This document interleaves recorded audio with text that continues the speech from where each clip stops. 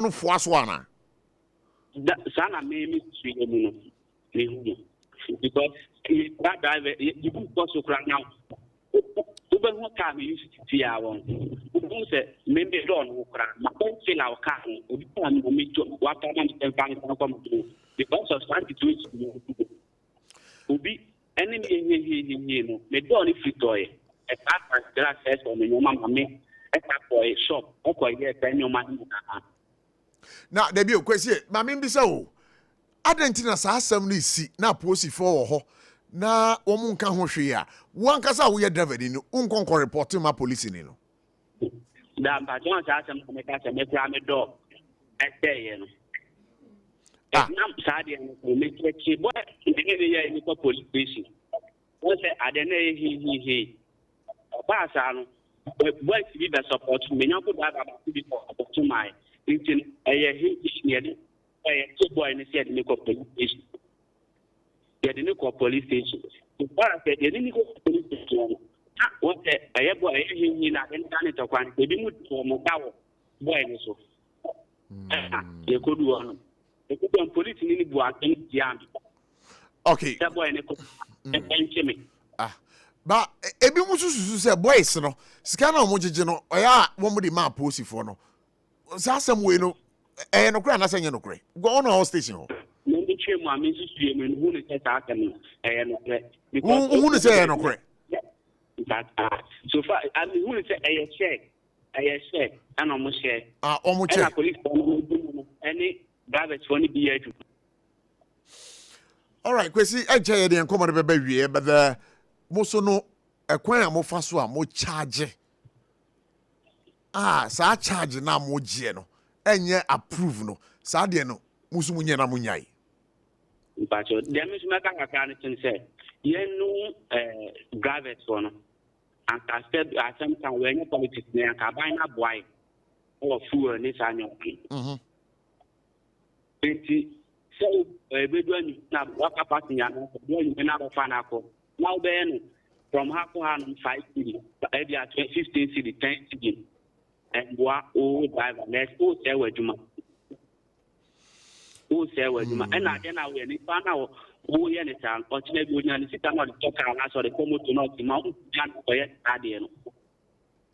All right, kwesi we dey buy fine community ma me na se pass o ma ho kwa ma ye no wudi nkomo na me bra in studio na adia enche ye be sorry so enche se mo butai pa na the same me pese me de fi aja so an san ma ba onchen na ye wi ye butai ni se ya ye kan exorbitant price no eno effecti ya ye ton niama na se ye fruka ye ko ye ba se ukoto niama no na se ni bu afu odwom ese usuto no ebu afu fie. All right, but ufruka no aka no charge wa esa usudu fie a odi bebe kan ntina ama yesi niama bu ayefu but binum mpese omo ye de omo ti omo niama so ena enu ye nukure se ukodwom aba se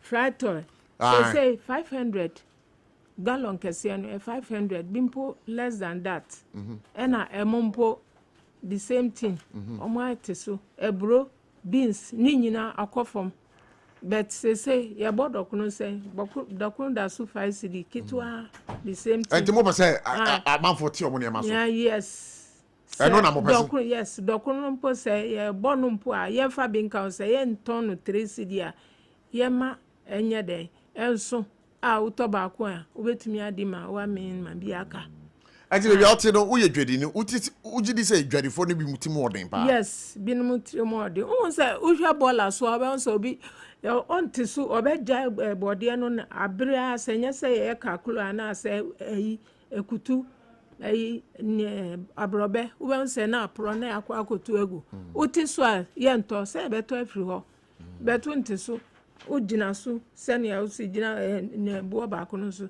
se ebe pro ma wakwa ma me na se ma me mbra menua enche na wa se me twatro ma se me twatro said ya ye ma me ka no mismi ye dwedi ni okay eya na ye ka se amamanfo bi agi edwuma ya ye suban efi se ade na ye ton no ebi a customer ne me brad devia na ye ka dora duty and then yentibio na so ko store ho se wo ko fa de Ghana ni store ho a said the original dada sa na so wo ko ni pa foforo nchen a me pese me bo mu din yeah ni de ne bo wo fom me na me wo customer bi ana me ton ade man first na na boy de na me ton man 20 cedis eti so ba me de man 15 se se am de man 10 cedis o se wo ye no kwafo nti abrin na me to ade won nchen but obi wo nka nkyerɛ 20 no de man no saa na de be man and then nyoma ye tonton no e se de bo no ba fom eso se de ye bo no saa na ye bo no ese wo se ye timu odin nti amamanfo de omo hu business mu pe na ye ne omo ku all right nti santo kwa no ejira ya so yeso yeti ye nyoma nso a ebe ye yie yeti so na fi drivers no so ye srem aban se se ya ti se wa crackers eba ye mpese cars no beba no owega se obeji ye business ya ye nti ye sre se obi anje se de oje na se de be ya basis no so ba obi an adwuma be koso all right mama na sure mama na must pass mobile here that we want to wish you well mo ye dwadifu a mo mu di dwai mo ne ma no transport progress hey eku bagana how oh yeah what that yes 205 oh sir enye ku ana yentim nkan yeah all right mama na must pass mobile me say next time we'll have a conversation on this particular some of these issues. Thank you so much for coming. Yeah dan ho abasisi ya ba odike is in the house yo political garbage aka what say odike why you brutal be feeling no hey man why solid why you kick him opinta so ewa sasona lawyer keke sebe. We are going to be right back after this break. Techimano foi Electroland abeja near the munamuni amapani nyina nso abo we die Thursday ya 10th April 2025 Raya showroom foforo na wo Kumasi Techiman kwane so ye ni Roma sorry dino anase backsword ne die animhwe Property wo Samsung TCL Media Nasco TV AC fridge gas cooker washing machine deep freezer home theater microwave blender kettle rice cooker any amapapa ka ho nyina na woni mbribi edi kan for baku 50 ebenya 15% discount any achedie iti brabetade kan ho na senya to mean Chenya oba any pechemo ana diobedachi nanso ubitimi abwana manenya pomodin free ne mofrase Yamvita ye de milk papabi ni nutrivi aye ye nkwada ediane a eye de na ahode a ewo mu no bo mofra pomodin anyo impeni fosweni chopa Mawobano apomudin free mofrase Yamvita gumo do bebre Yamvita a delicious way to grow FDA agi ejwadie yinkrato yatum 21st clinic aye sciatica expert sciatica no wo nerves na wo to ase na fa wo siremu na fa wo nansia besi ase ho no se ho techema eno ene ye fa ne sciatica na etimi bubu wo to ase ka wo se dwe wo siremu wo je ho ba bia enye na no na 21st clinic ba ye adwuma pa wo mu ye ntia basobo magine wo Ghana ha ene amono ne enya asem ketewa wo mu ji international awards ahodo wo mu ji local awards ahodo na anu nso na wo mu bie the only sciatica research and treatment center in Africa bibrim ha no ebi ni ba bia ji 21st clinic nkoa wo mu die bibidro ene besa o yare no masa de machine aka ho eya yare sabia yare bia wutimi de ko ne mama de ba ko a wo magidi wo mu pa no eye sciatica ena stroke nso de kwa diabetes ne hypertension ne ade Ghana ha ba bia wo mu ho enkran ha sese ye wo Tantra Hill runabout se wo free enkran eba ye wo wonsa ni fa so uframa saman so na eba nso a wonsa bonkum so eho na wo behu ye 0540311311 0540311311 na 21st clinic still wo ye sciatica expert tontonte yenum nsane e fa adwen ne e fa adwen ampa se na nanu nim se bre bi beba ama tonti na 74 opa ye ne simple T74 abeye adru tonti na 74 ana T74 asa twe ya dwene asina nanom dodo so se de na dodo bua ma na nanom enyare basabasa no saa na tonti na 74 ana T74 ebu anipadua no emo immune support enti obi onum bie no abre bia ne ho dendenden tonti na 74 yinso ya ye no se nsuo krokro wa kama enti ba bia wonam bia obetimi de wade akọ samene wa ankefi na ekroyi eda no nko na wie ya wa bra mennom T74 se mennom tonti na 74 amenya hoodin mennom ne da bia T74 yi eye hahama ene ye de aye na DHC ena aframa na ye kama saa no T74 ahoden ni apomuden kwa wo ko pharmacy ana ba bia to nro bia ubenya tontina 74 yi biato T74 yi enye ma oba wafa afuro ana obi a oma nufo ana se obi a onya mfie dumienu eto phone 050-162-8931 and 0246-073-498.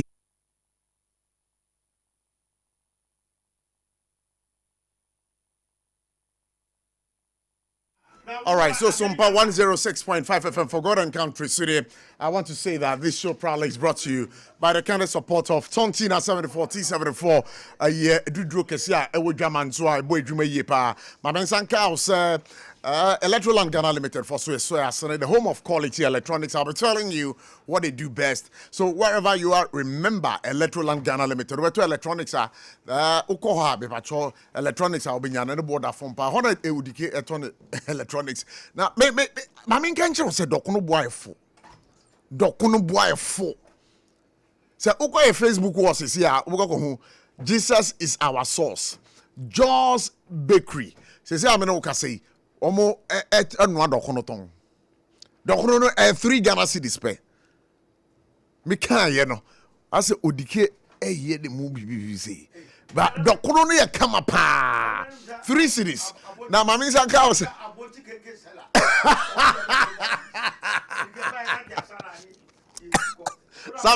Savo odike my business o. Yen start no dokono ton. Yen no dokono na 2 cedis. Odika kabere e be salai dokono no na kebetu akofi akogu o sa and call just bakery ho omo ton dokono 3 cedis asema me ken lawyer keke se be nya ne de ba RSYD Novigi Studios studio wo eye enkran ha wo mo de silitwa when it comes to creativity omo bon ho modern pa enti omo so me kan ho nsama kire wa bra eye dwumadi no koso open internet is saying yes, I don't boko now. Bibi I boko there. Janada Roma. Good. Brunya e ko comment no. Uti man fo ano a. Ana me hu hwe no. Oh, we dey. Me for Uber driver bi ho. Na ta small ka kire me. O say or the 3 days. We dey me ba. Ma me ko amalo so na me ne aye Jogati edi nkomo. Oh me bacho we dey 1 minute. Mr. Me bacho Odike. Please, Odike please. Me pacho many Jogathi Edin Komo, where Emrenim ni Ebrebe so Tremono, no a second deputy speaker of Ghana's parliament, or MPP Nickets here, and he's also an astute politician in this country. Honorable Jogati Yama Kwababa SOMPA 106.5 FM for God and Country, so. Me pacho na wapum to saying. Good. Say Ghana ha your public transport system no. Yade a eho ka no akwakoye kana say uban kran ha no mu sesi a edu anwumre a amanfo pecars a eya na ka ho ayeden. I don't know. Say no oman no de na yenye e wo sa de no ho. Oh, I tell you don't on the other end we know what we have to do. Mm-hmm. What we have to do in there, we have to use mass transport. Mm-hmm. Now, the best mass transport in the world is here on railway. So we have to look at our railway system. We have to continue to look at our railway system. Because at one point in time, and say, now railway, your friend is saying, I went to Ghana, hono. Now we will be now championing the course. Now, say, you bet me a ye as or mine. Actually, you would be You bet me a railway system. No, can we do it as a? I'm not in government, so I can't talk about it. Okay, that's fine. Yes. Okay. But I couldn't hear from that. Say, and someone, Professor from Pom Watson, a car, sir, MPP, Amanyokuno, a fake, any other issues or raising, you know. But how do you see the issue? I don't intend to comment about it. Mama Kedia, maybe other Kedia, sir, we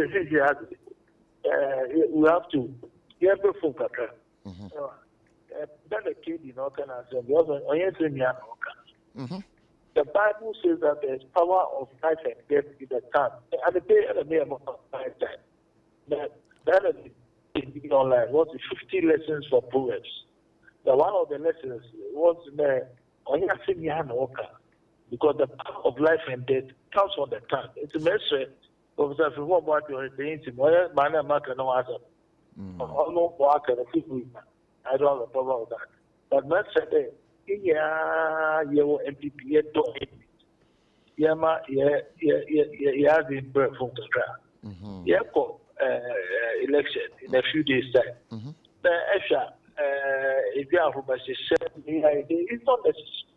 Both there together, and we make sure that we work together. If you can answer, but a domino open, what time? You go World Cup, and then we'll go Africa Cup, and a prayer will keep blessing you. How can you win the cup? How can you win the cup?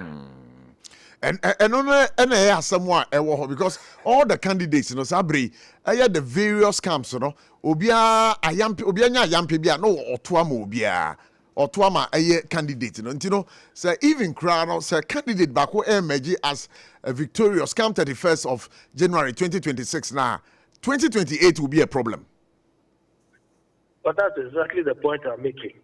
The point I'm making is united we stand, divided we fall. It's also in the Bible. They are put together. You win, and do you want to be a candidate or you want to be a president? None of the candidates, I think, we can work without other. Why should you be fighting, and you're fighting internal battle as well? In reality, it was a market here, international. One I was supporting here, the time has come for us to stop this kind of insult, politics of insult, fantastic. I don't understand. Ronald Reagan, former president of the United States, on your first time, you go today, we see, in the 1960s, 68, well, the Republican Party, no matter check, also sorry, I want to bomb. What's the Yaroba? And then Ronald Reagan, look at what he called the 11th commandment. Here in the Bible, 10 commandments. The 11th commandment in there, thou shalt not speak ill of a fellow Republican.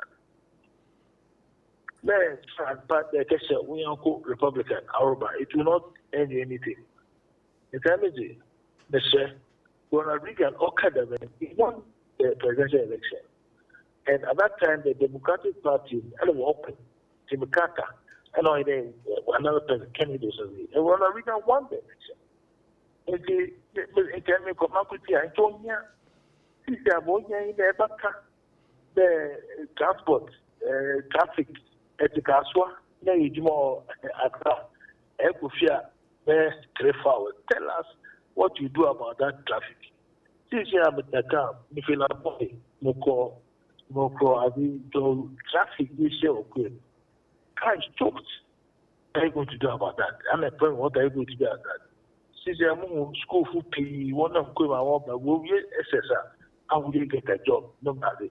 Those are the issues that I think that we should be addressing at this stage. I listened to some conversation from some stalwarts of the New Patriotic Party, and what they seem to suggest, and they say, the current NPP as it stands now, and to say NPP na what would you say to this particular issue? But nothing is the same. Everything has changed. Not with NPP, with the world. First thing, you're one radio station. One radio station. Sure. Why are you talking to me? Because I issued a statement and I just published it online. Sure. Radio stations are calling me. So it has changed. Since somebody can see somewhere, maybe I use the fake name. Are your grandpa on your NPP? Watch on so and so from Kaswa.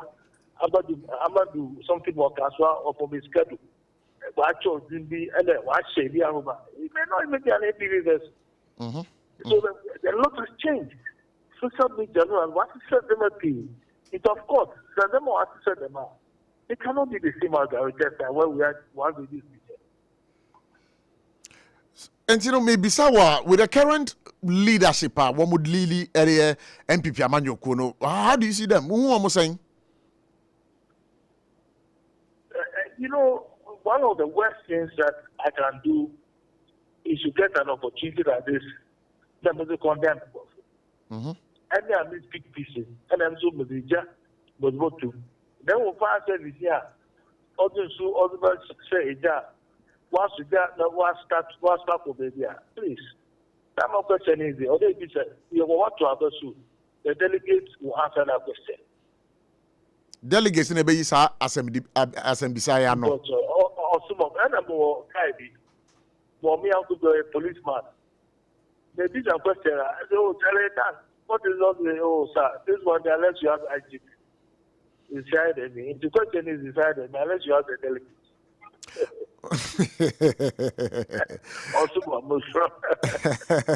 Well, honorable, we made our pass over Hokaba in the but when you look at the 5 candidates at Womu age now, you believe say Womu na qualities, you know, everything I'm moment be or Mampini or Ghana.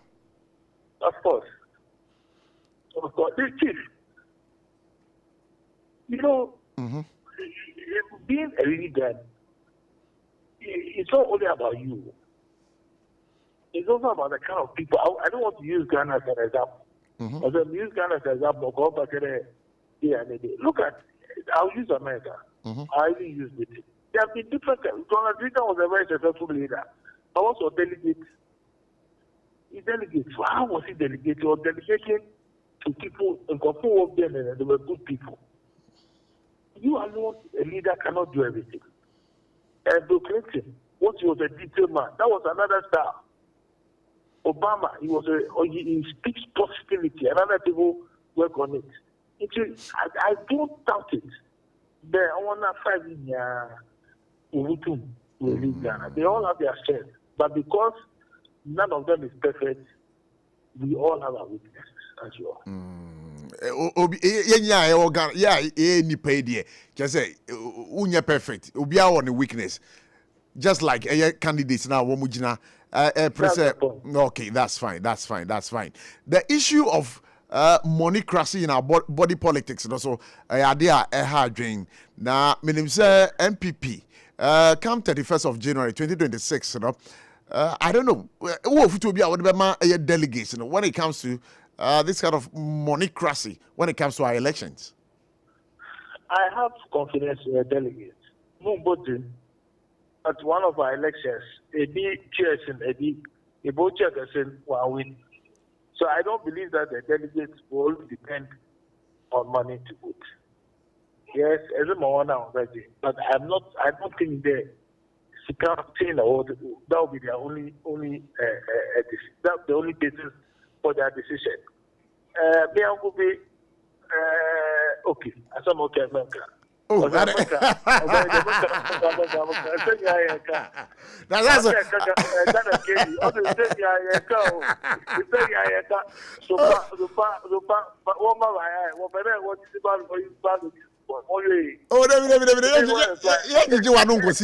but Maminda was a person in the way about Hokama in Udin Kobo, but we want to wish you well wherever you are. But amongst the candidates, one I was supporting them. Should I tell you? Yeah, tell me. Okay. Will you tell it there's a secret? Oh, it's a secret. I'll not tell it to you. I've muted your microphone. Okay. So I'm supporting SOMPA. All right, Honorable Jogati, thank you so much. Thank you so much for supporting SOMPA. Yeah, I'm so sure. I wish for Honorable Jogati that is 7 and no Kobo. Obi that I'm see back. Yeah, Abochi. Bibi Abokode. Yes, Adam. I'm my fisherpa. I think I'm first time. Happy New Year. I'm the New Year. First time ever had. Okay, good. And then Christmas no nyame Adam utie nkomo wo kroma na chese ekoyi kama. Me encounter bi me nyaaye. And in fact me rain feeder. Encounter ben. Yes, I met one boat driver. Na small catch him say on the 3 days as one make Yankopon me dancing. On the 3 days I thought mattress, I thought TV, I thought wardrobe. When you're scan free. Ejuma oye. Both ejuma no 3 days. And all that talk then. Mattress, TV, wardrobe. Oh, now what's happening now? Yes. It's not possible. Why is it not possible? It's not possible. I saw the 3 days. Oh, Debbie. It's not possible. We can make tribute though. Oh, it's not possible. It's not possible. Time I no. Ebia na sa time no. No, but you see, it's not possible. There you. When you should have any be say waboka. Driver Ben and our massa. Now driver Ben our fine. Full. So we boat driver. Yes, over there. Over Yango. Am I on better? Our mocha trot. We do about to one man who taxi cab says what some of the buy. Yeah, Baby, I didn't. Him. Media. I know the country is going. Mesi bibia okay. Oh, nyame adom. Me da se bibia akokama. So man. O di get that say. Nyame adom ye ko. Ne ho ya efe. Me ba cho nyabotre. Me you microphone efrem. O di get. Rate. Na me nya egba mama mamu na mama efo. Me de me twu fra pre. E bia wonni mi ntina wo yes aba. Na aba we ba me nya awe. Ana me hu difference bia. O di get say the be so koto fuel say fuel boy fo. Of a first now book na. Me ba cho please. Me ba cho open tap me. Mama bi. Me. O say fuel boy fo. They say fuel deregulation we prices na. But I fo. Please, your mechanism e ma ne basa. And to mamun enyam ho say ase bibia ni Ghana. Deregulation ayemra. Wo me da hihye bo S-pump price ye dey talk fuel. Me patcho please. Me patcho please. O di get the all kind of the woman say world market price and about $63 per barrel. E ko fom pa. Do mama onyame ni na di ni ye. Oba no e bo no ko fom. Enti eje ne modern bo. Ba nyame na di ni. They say to me ko $100 per barrel. Enye ne modern bo. Me sinya me na ni na di ni ye. But enye ne modern bo. Na den wire fa petrol akọ 63. E dey na do mama ye fa.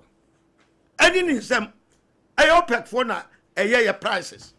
Do mama it doesn't have hand in it. But look at the exchange rate. I was here. You think it's not helping? Me see the price build up. Me baso. Me too. Ana nyame adawroma. Gold board. Uma boyeka over 300 million. I know you can want them debi. Gold board there no. 214 and I said 300. Bro. Wo dey nyabotre. I know so no. Oh please, massa. Sir, enokra no gold board no kra no say wo munya audit omo. Nti enkoso. World Bank e dey aba, Bank of Ghana governor Giaton. Say enokre na wo mu mpa kwanfo frɛ be fa so a sa de bi nsi biem. Na obi ka we wi ade bebiem na etinye bebiem na ho. Enti eno na ye se de akobutu sidi na chi a e ma sidi na ekofom. Eti dollar no kofom. Sure. Eti dollar kofom a can't the price build up for S-pump price. But mainly deregulation for adwumane kwan petrol bo any nhihye. Me da se odike mame nko na me ma lawyer keke sebe. Lawyer na ti say. Oh. Otumfo nyankopon adaroma. Me ho ye. Oh, wase ye de we. Ai nyame adom. Oh. Ene mo mpa. Da busuafo ase. Oh, me da se. Me de bedi kan afiri so. Oh, okay. Mete wonka. Ene sompafo nyina nyame. Be ye putupru ne. Okoye isi. Wadaroma.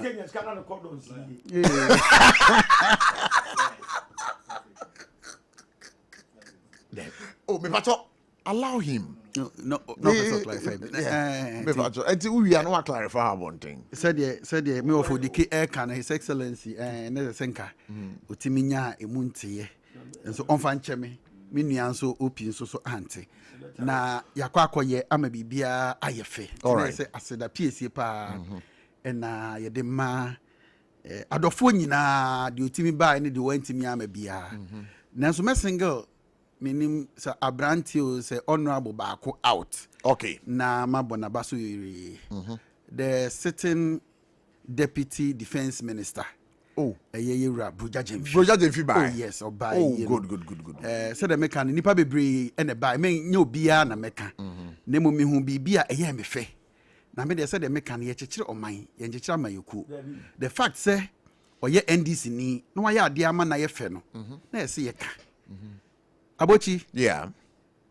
me hu say car bia pakis esi ho na minim nipa otim say cars ne doors but I wasn't expecting so net car nim because said ya manyofo ye nneoma no this was a very modest simple car bia esi ho no mo a obi ka kire say politician can the woman how wunyini a certain deputy minister who say you said that credit substantive minister ho but say wa fresh phone no so edda baby nti no yente onyabotre tena ya kohwe mu a na che say on netim wow onya ho abotre na eye no na so a police for a way na se na do so mo ba yi a soldier for so ba yi na se tikrum joso tikrum na a does pa soldier for any police for in fact na enye asem ketwa could you believe that the soldiers never knew say their minister was coming hey wanye dede bia wo ho yo mu hu ya ne say minister menene nam ho ne me wife nam ho ne ye kona okwa chia kra na soldier for ne hu mo bedi na chi no o said no obi anye de wo ye say wa betina no observe the air course will be on the quiet eh broja jemfi wa fidie so abribi me beka say obi se wokọ honom e kodi nkomo na sade oye o knowledge in the your friend is saying defense honom no enya asem ketwa kra na o kire yen so broja jemfi be ye dit na ho asojafo na mu ni na mo nse ko bi ye bibia ensem fata kana ho akire no enka minister wo nko ahu nyame onhira ne bebre eni nipa eba ye nyinara na doso mintimi modin na menya bi na mum se be ye ne nyina amanyofo wase ni ni ho me pa cho okay se de be ya amanyofo ye be hwe se de be tutu ya kwan yie no enti na ma single out broja jemfi na honorable mabo na baso kese a etesa nyame nhya obi biara a obeta ye chi e ma sa eye we aye krabehwe enim se mo support nti nyankopon so ede na asie yie enti ya koso a ye kwa enim ye beduru ho na ye beba so nso said ye menua a kire se bronyan eye de no eno e wo ba bi ohun no sa so na unua Zion Felix Zion Felix nso enne no se enne odi bibia ba beto mframam o se den o se ono yi evidence the electricity bill o so on se say bibia woni fie but amount are not 1,000 cedis edene kono enne this from I think 17 December or the building in Aba out till now date or by 11th of January and not in 1 month 3 weeks 4,000 Ghana cedis asa so share within a month and now he's going to spend about 5,000 Ghana cedis on fuel and now on electricity sorry and now His Excellency deregularization of our fuel no ABOTCHIE and the fuel I think the number roughly 11 cedis per liter petrol meboa se enye NDC aban baye and the deregularization here His Excellency eka ho asem ye de ye adwuma esen ka ye 10 cedis don't forget some the 1 cedi bi ababeto your friend is saying 1 liter bia so for electricity me pacho odike ba mo abem odike ba mu the electricity it is out here say your friend is saying Ghana for su say a driver for bi bo apo na say me nua betena ha say driver bi si na nansa or the ato carpet fridge air condition den Motorola ni nyina within 3 days na say bi say na driver no fine na bi ma betena o mu su say driver for bo apo no and na no the day you have to question it system a ye womu sesi yi enya de a you see when you say some of these things abeka say Ghana for the yente manimu me obia for bia emedia grow ha o because ahokyere wa system ni mu no enya small nipa bebre ba say hu no o say fuel oni bi di nkomo bi afene kwa awie na hyase no am ka cho say yam find out fuel na aba fuel no see yetumi to a ena grofo pack your cars enti na pressure bebrebe aba to your friend say trot for so no ma me ka sam njo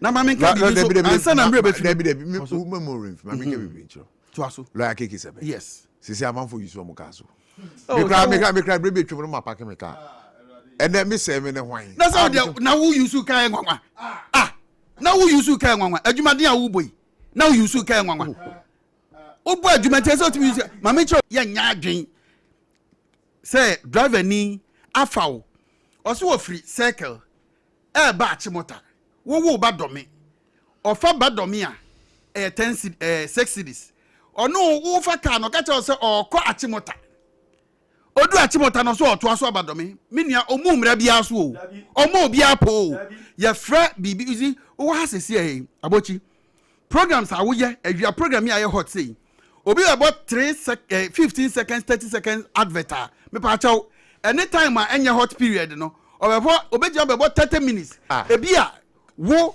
1 minute advert will show so obeji no the same SOMPA enye sa na obeji on other programs in the peak periods or say if you do me eba circle eye 10 cities no do 15 cities awabo apo debut every domain eba your friend is circle 6 cities 50%. Yes, and as I say in watching the 10 cities one tias here offer on short offer free domain ha oso okwa achimota no otu achimota fe okodu achimota no asa lodu akwa kosi ba anya sana brand here na kan no eno ne wo ho ansa na mo charge extra eyine so wo ho short for no wo ho it is that short for the charge I to say tax evasion and tax avoidance.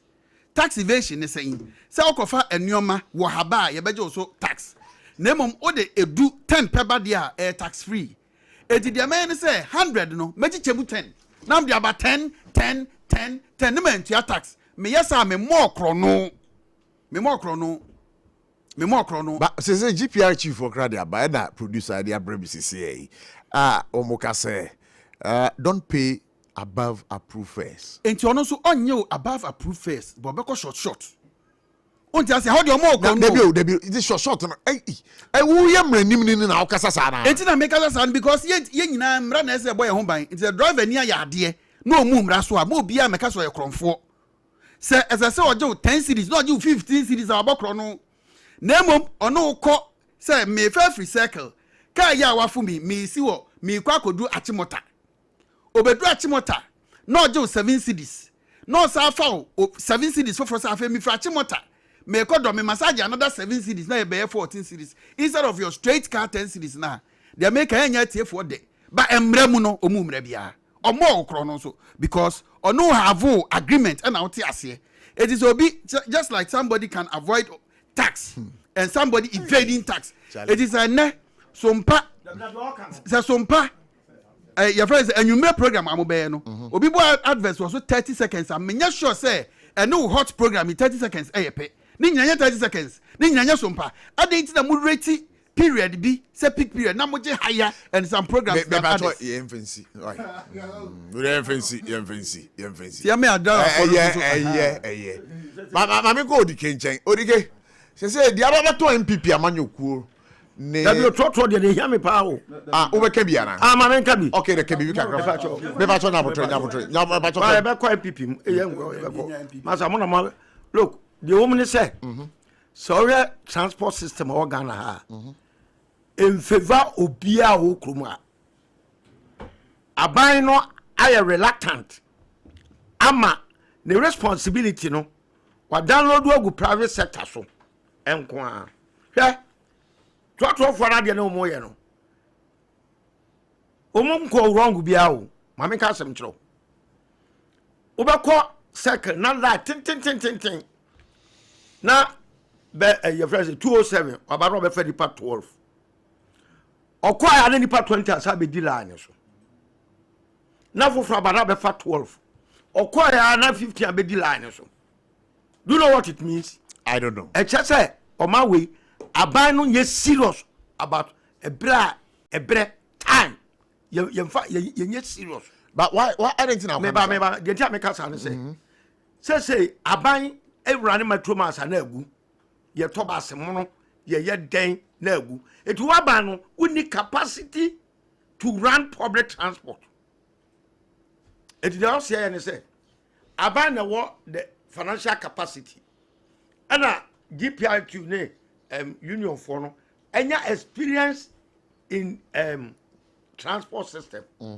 say aban epa o friends say transport ministry me car say wo kromo a eye trotro no entimi mfa dodo be bia problem no pa no entimi mfa dodo etidaba ni na wo ka car no sika obeje je 12 passengers car no entimi nketa for the na ono akasa na expenditure car maintenance the owner agye any one yama entimi. It's what we have to do now as a nation is a you better call public private partnership. Ewo your city public private partnership. Let me chip in this because Mikaya Tama Ayalulu contract almost shas here somewhere from 2012 more bano agreement the World Bank for sign agreement now a public private partnership I'm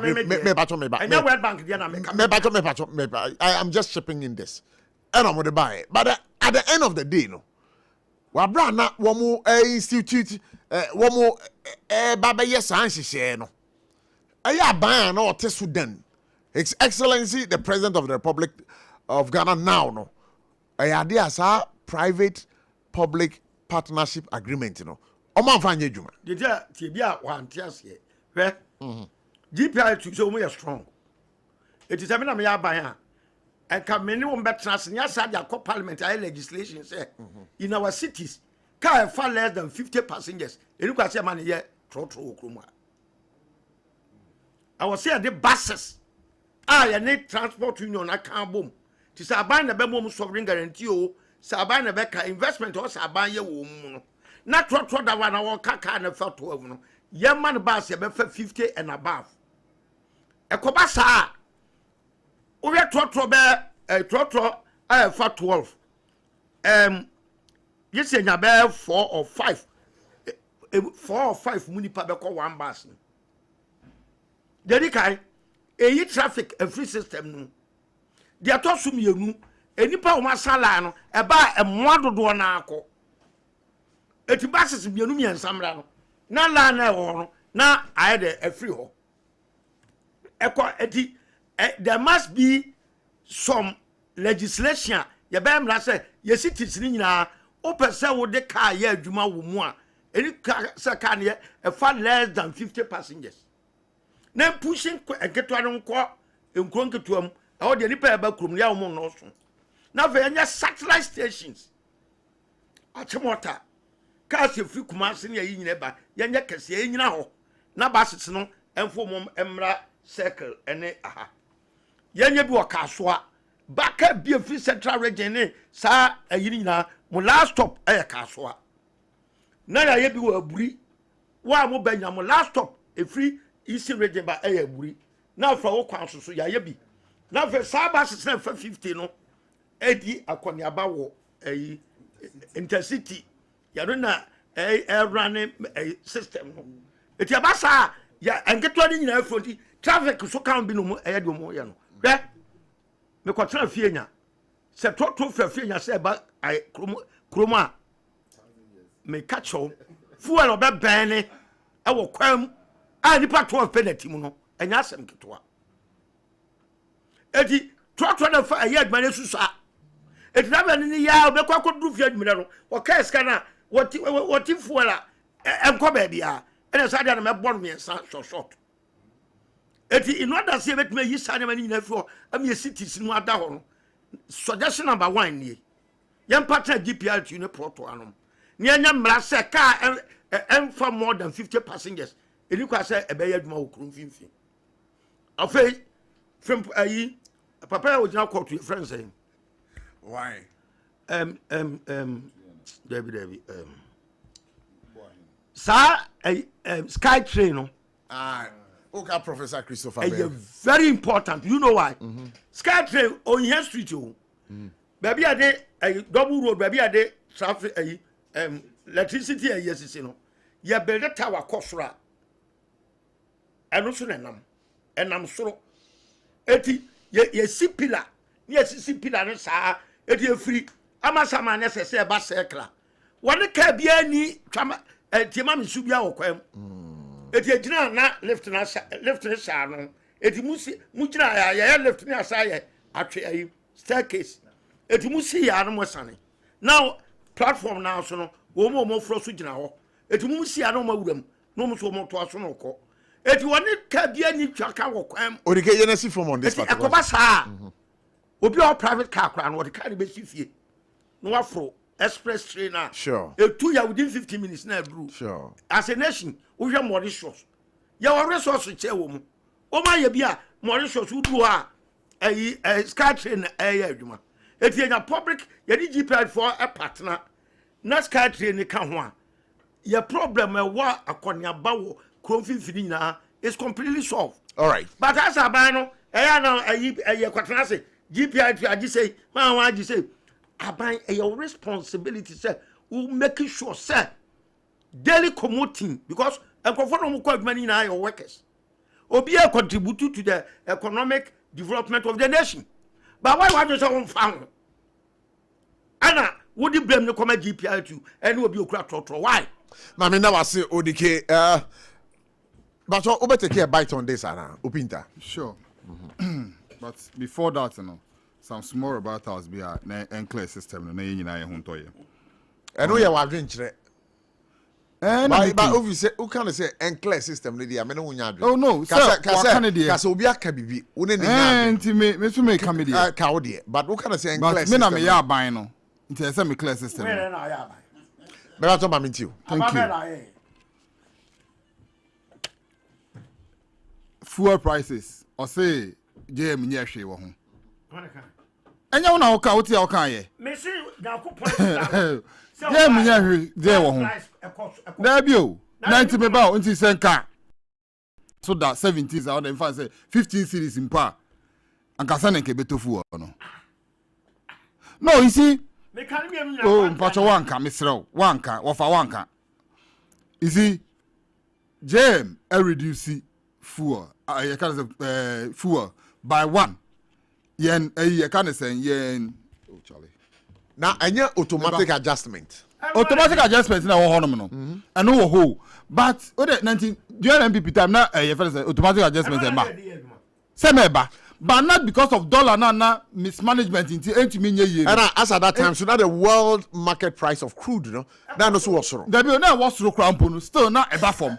But not dollar na baby na namniti na ensun to meet. Na soon to meet na no crampo what is world market crampo na still na e cost because they couldn't manage the economy well. Na dollar na de bia no. Yes, say bebre na kokoto ye ba cedi no. Na apaska. Inti to clear the air no GM management enti na nyame adom ye ho atoye papa say we come from come archives say group while a group price e go do $100 oh ye be say e say ko $100 sa $100 na sa time ye be hu sa time kra na dollar kra na 8 cedis ni 7 cedis because management the way e come e be boa me nyina me ba before ye be back this issue do so no me ba ube flow say no we have a communique from the presidency communications and it says that the presidential advisory group on the economy somewhere until an advisory group omo bring your economy who to said during the new patriotic parties era, the economic management team, we have the man. So say no so NDC for so yebi. Now me bacho say you share the presidential advisory group here. His Excellency Prof. Jenano Pukwajimain, Vice Chairman. Mr. Ishmael Jansen, only a private sector leader, former member of PAGE. And again, your Ora Kwame Pierim, also or your economist and private sector leader and a former member. And again, Miss Nana Oye Mensa Yeboah, former Deputy Minister of Finance, Deputy Minister for Trade and Industry, and former member. And then Dr. Kwabena Dufour is also a member. Sir Samuel Eson Jonah is also a member. Mr. Atto Brown is also a member of the Presidential Advisory Group on the Economy. Now, you can Mr. Atto Brown, or your former World Bank infrastructure specialist and agribusiness investor. You have Dr. Henry A. Kofi Wampa, former governor of the Bank of Ghana. You have Togwi Afadeso Ewum, or no economist and a private sector leader. So as now you have Miss Abena Amwa, One way Chief Executive Officer, Ghana Stock Exchange. Professor Prinsela Chumesi Bafo, University Professor and Researcher. And then we have Professor Patient Abo Aswe. One also a PhD University Professor and Academic Researcher. And this is, Menemokasei. The Presidential Advisory Group on the Economy, led by Her Excellency, I beg your pardon, Professor Jane Nana Opoku Ajimain. All right. Open that inquiry. Good. So, meaning say, this is adversary we are a bit more my Ghana, you have to my preference because when you look at their track record, on my EBITDA. Hey, track record on my EBITDA. Oh yes. I mean the individual track record. look at Dufour. Yes. Dr. Dufour. He has a good track record in this country. What I say? Look at Dr. Wampa. He also has a good track record. In PNM, MPP ni. Mewa. I mean he helped President Kufuor those times. So looking at them, and I know say they will advise very well for the economy to take good shape because and omunim say we nka me yeni say yanka beboa nti mo hwe ne yenso yenye ne yemfa mboa mo man Ghana ye de be mfa ntoma pemfra. So I mean going on my issue nti me kamena si wo GM issue or fuel seminar. He has helped and today we are enjoying the fuel that we are having today. 2, Gold Board Bank of Ghana and the issues about more rectify. It is not good, but Mamon single out. Gold reserves. Me pacho. Gold for reserves. Gold for reserves. A Bank of Ghana. Bank of Ghana and the issues either be Abba and more resolving. And as a more share. Into the call by near they are working on it and they will give us proper communication very soon. Until the IMF for kind in a busher, we can't go for the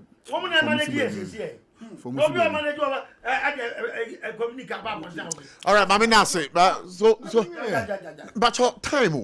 Abuchi, no, yes, I was to see me. I'm telling you the truth. On treasury issue, no. Waka, we're making good suggestions. But you see, there's one thing we should look at it very here. In Rose, and I say a near Bemo. 2, Trotro issue, I any Trotro from Fianam, Nipa Wako for Trotro one Okruma, or Tigana, I have Trotro on a central region. Meba, that be Oti Akraha, one entry the Trotro man, one managing the Trotro man. Meba, that be a Bako fool.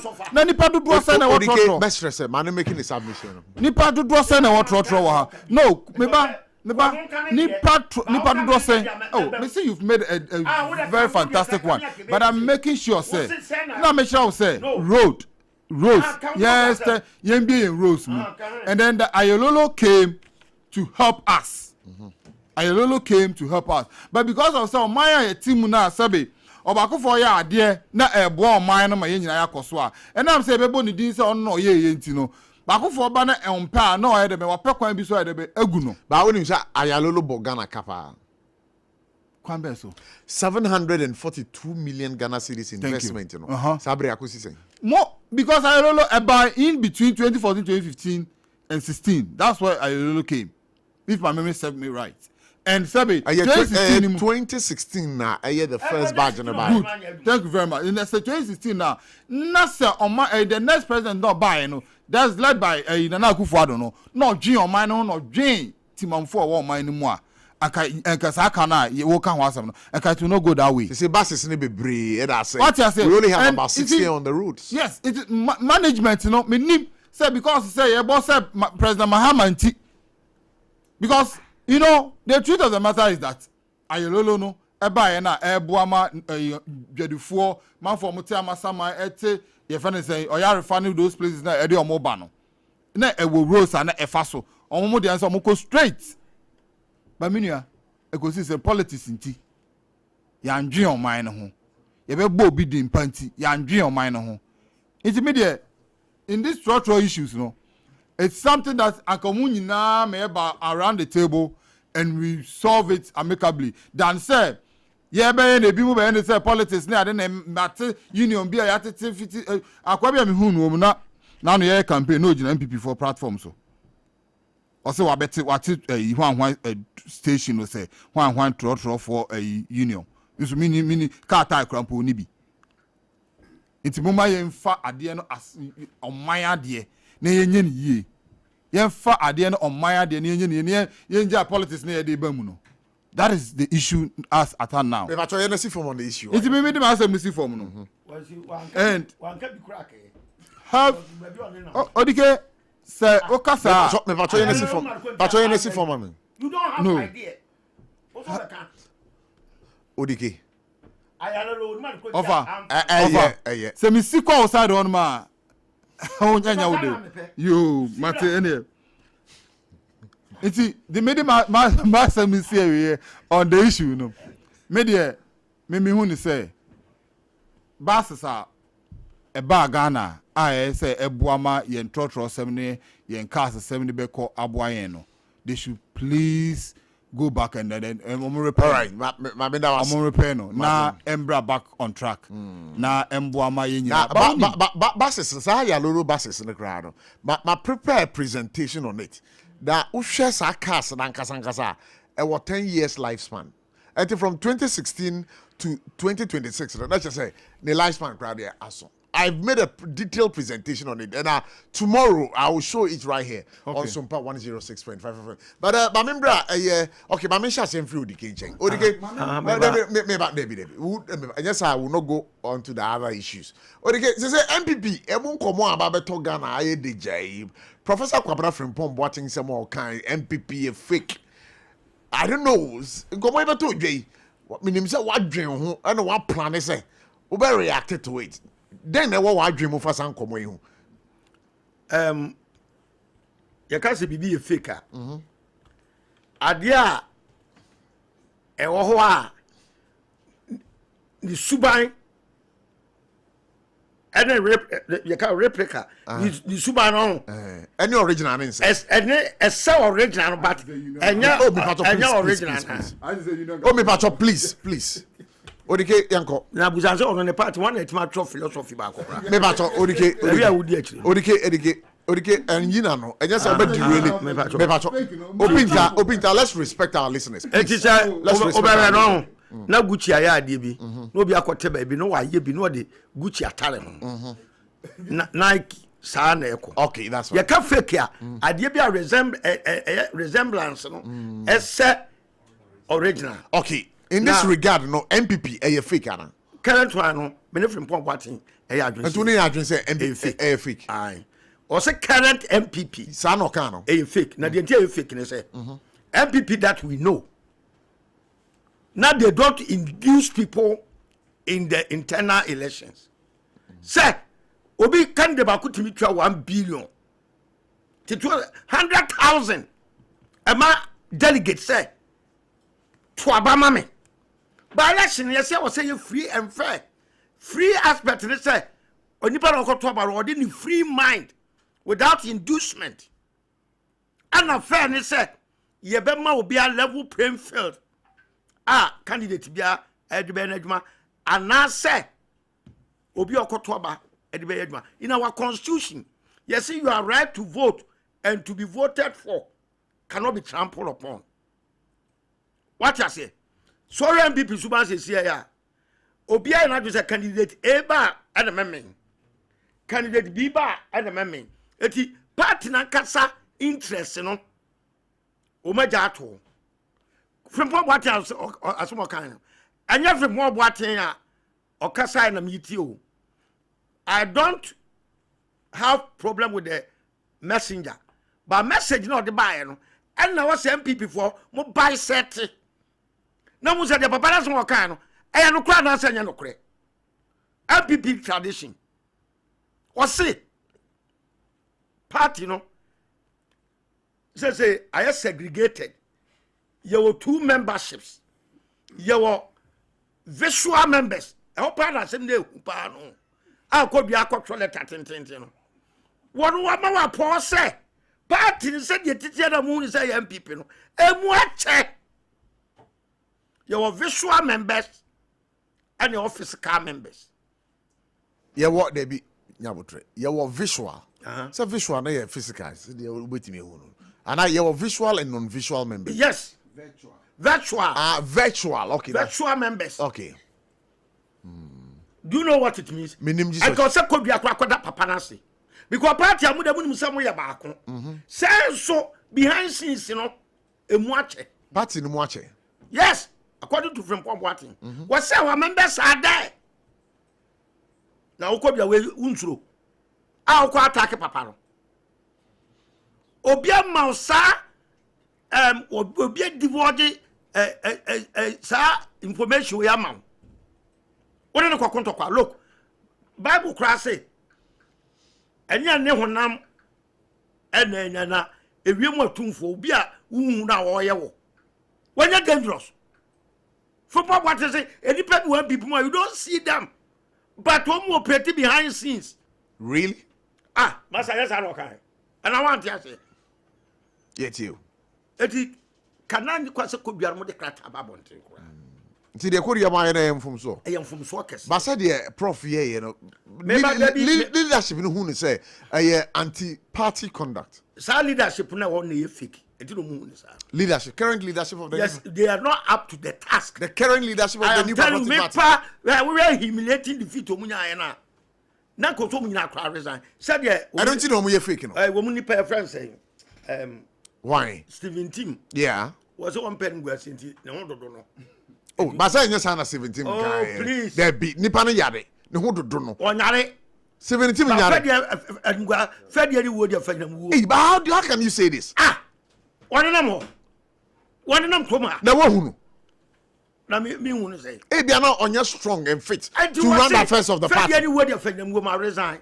Oh, Sana cost for Mama Canina. Nina interim steering committee. I made my Sa top bottom system. You may be to obey. I am a brainchild. I am who decay brainchild. And two ton brainchild and my mother. Woman to Umutia and Kofan, ne fuck it to Abby. Maybe the other name about original. MPP for Emma Umo party more Umo good standard. Ya register almost say these are the members who good standard. No, eka party back to Baba Cope. One, Umako ballot box, Ubiabe call the polling station. I could to Baba. Umutu we have native police station executive. A bed native constituency executives. A bed regional executives, a bed national executives, now say native flag bearer. One slot of votes, you know, a bed native wing. Anna, omo one sem to ebino. Omote one sem to ebino, and Omakofa. Look, say, omo koto, say, Meme Diana ka eye authentic no. O man fa sa kwan no. O ma chichem. Say to flag bearer we are. Afen ye be to police station aba abedu party chairman. Now what go yi flag bearer? I want say ba omi ana say Keriapon na win. Party na wo say obi anim. Enipa bi o bia ayi baby ogina. Keriapon and Nkrofo are known to everybody in the party. But Omiakofo is known to everybody in the party. So do Aduchum and others. It is a 2 year and you say, Aduchum Nanya. Every member be our party be a person in your favor, I will do more. It is Aduchum can say, police station way, Mikrofo and amount to Abama Oma. And one of the because leader don't know pay favor free no. We are not about constituency. Was a Crofona more constituency one. Me Crawford woman, Oma grad me dada. Omen about campaign and near word do more. It is a do to about Flabber idea. Name Crawford any it will not talk about free from burial. Oma say a Crawford woman war a duchum side and quan benya a friend's opportunity to serve in various levels of leadership. A Kobasa, a Bama party na Juma umpesom yerbeden. Nanaka de meme de ne de nanka the best e wi aka party bom e yi delegates kai tue free ho unkomo obi aka preba posters so ka kreb na be print because come boom once. Let them call. It's immediate from what I saw kind. Be anywhere. Etiam Raum. You reckon the Japan was a MPP for the Munian Sabako. A Jimmy for party pie, the minima de Crontia. May that's what party no more day. A Debe Casapa, the good party movie. At this time, a whole party, sir. Obio be any answer. But, Tama, a Kennedy Japan the Casa, some near Brebenga. Now, Tammy, any a crime. Our expiry date. Okay, you know. Okay, you know. Now, leadership and an war. Me say, crime our expiry date. Omo refer constitution. Say constitution. We are near a tier partner. You try sign. And I'm say, sa constitution kwana no muda so yusu. Sa time na makwam will be asem a good party moving. A fan who diana.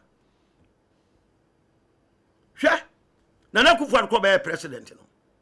Enyema o yetia party no ene Ghana no when the ball wa Nana do enyema bi tia party no Nana do den o yetia party no na wo obi a Asante region ya to aba ma but your microphone ba mo Asante fo akosan la amonya 80% ni say anto akwan ye kwabre kwan ye no etuma beta microphone ni maka chum say man so mon sasa mon ko to aba ma me but say no enye anti-party conduct of course na party yem very pan and you vote in the power now. But that is not an anti-party conduct. Massa, and yet you pana a 2 bands and what I implement 2 programs.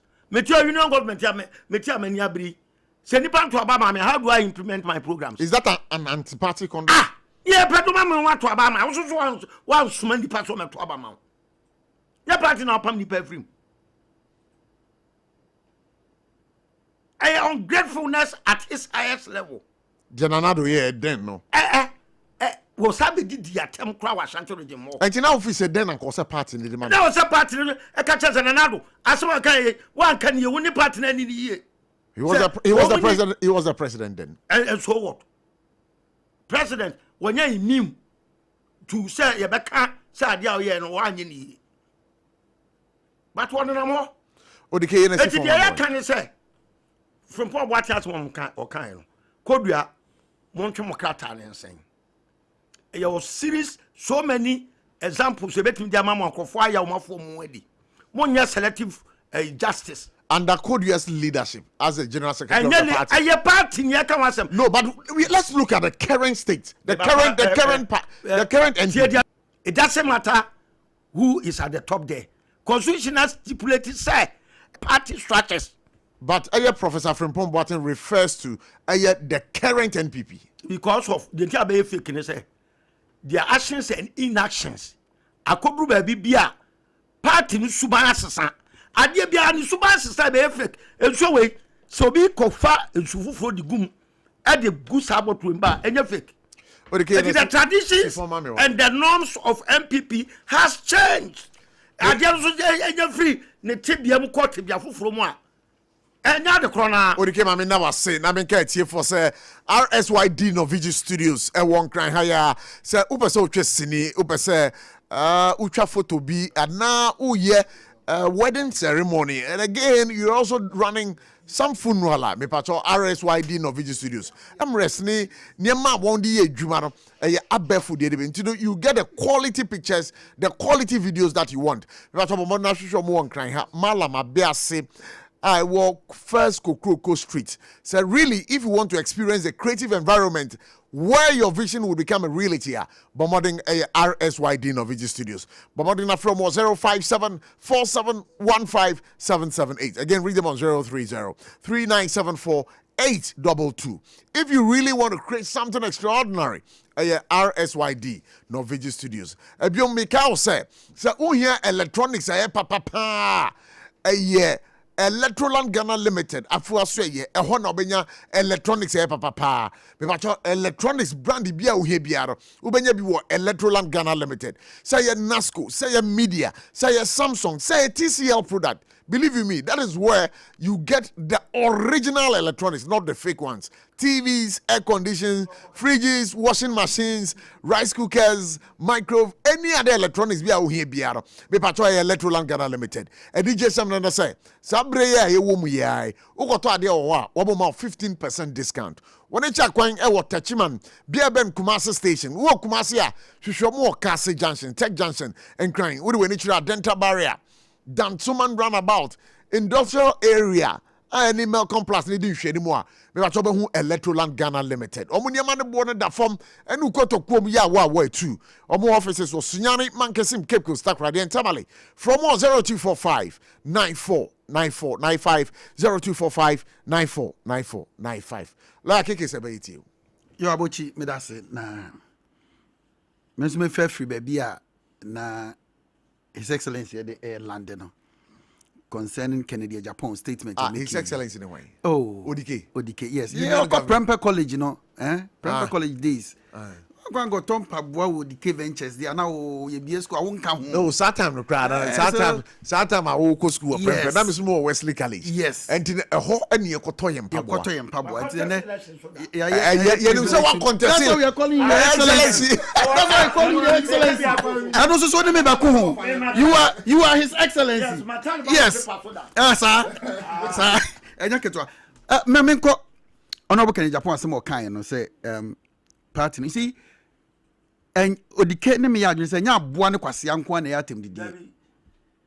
And I catch you say nyame ntua wo ka depending on the contest no. And a man ye e yawo ana say eye papa. Wo ye papa ne ase nyame ntua wo ka is a blessing. Wo ye de enya ne ase nyame ntua wo ka unim say is a case. Enti wo mpe. Enti asem ye ka asem a ye show the context within which the statement was made and how they are found meaning from it. Is that Kennedy Japan say Ghana for a MPP for a Jimia? I don't know Kai. I did my discussion and that was the point I was for. I could make a statement be an Ekufuadu Obi, Gabriel Chidaku Obi, or Safuma Obi, Umko Eastern region, and on Safuma for make a statement against Asante for and Obi. Or your MPP ni a record some message, you know, at the command NDC. Am I a player? Am I a chronometer? That was the topic of the day. Sir audio, no, it was a very bad audio on our part. And no, and I can Japan say NDC from Congo Shia. MOB Congo Tepu President Mahama, and now say NDC penny, no family twabonting. Now say MPP for Akoshia, who lead the Kufuadu womb. Or Safuma for Marco Cassam. Now the Betuabonting at the court opponent to Unyimi na yeding. It did a statement not Kai and me MPP, but metie the context within which he spoke. He was referring to Obia Obeye Sadiano. Nemum me MPP ni say the Okaine Hame, Seme Jimmy. Etienya and on clear. That is not what Kennedy Japan meant. Nemum, so your party now chia diako. Minim so ba me ho kwan.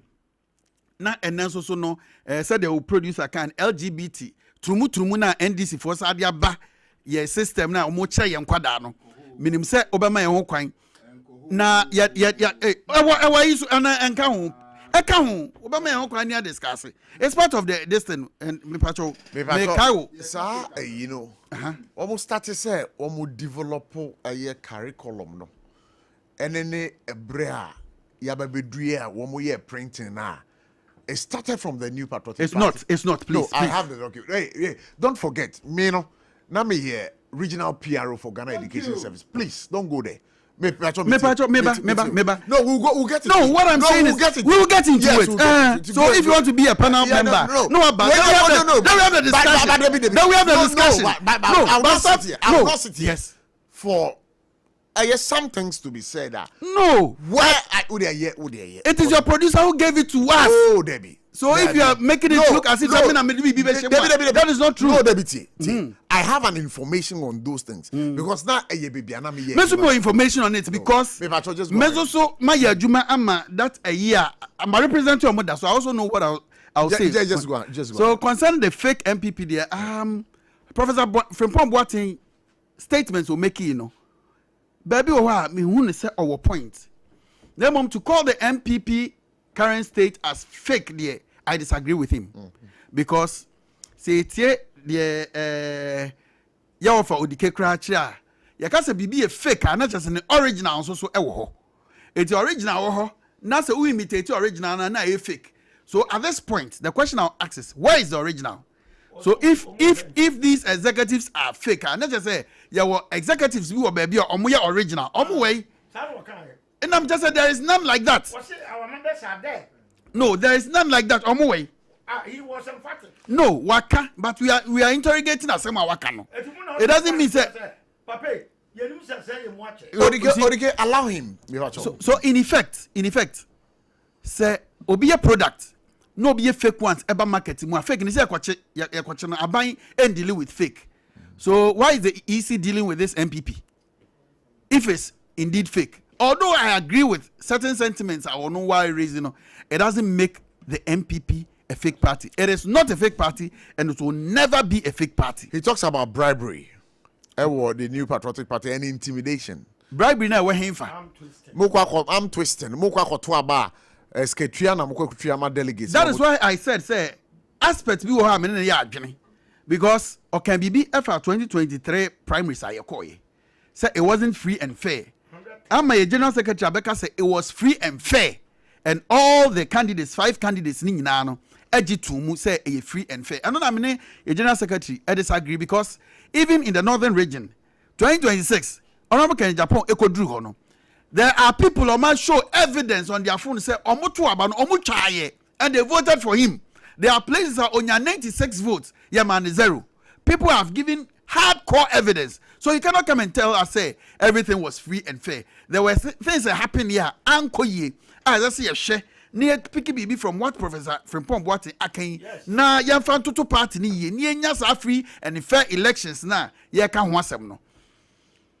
Dear me what issue with aye could you also letter quickly or the battle out no. Shut the as for yes time in there me feel say ya can't send me for party no.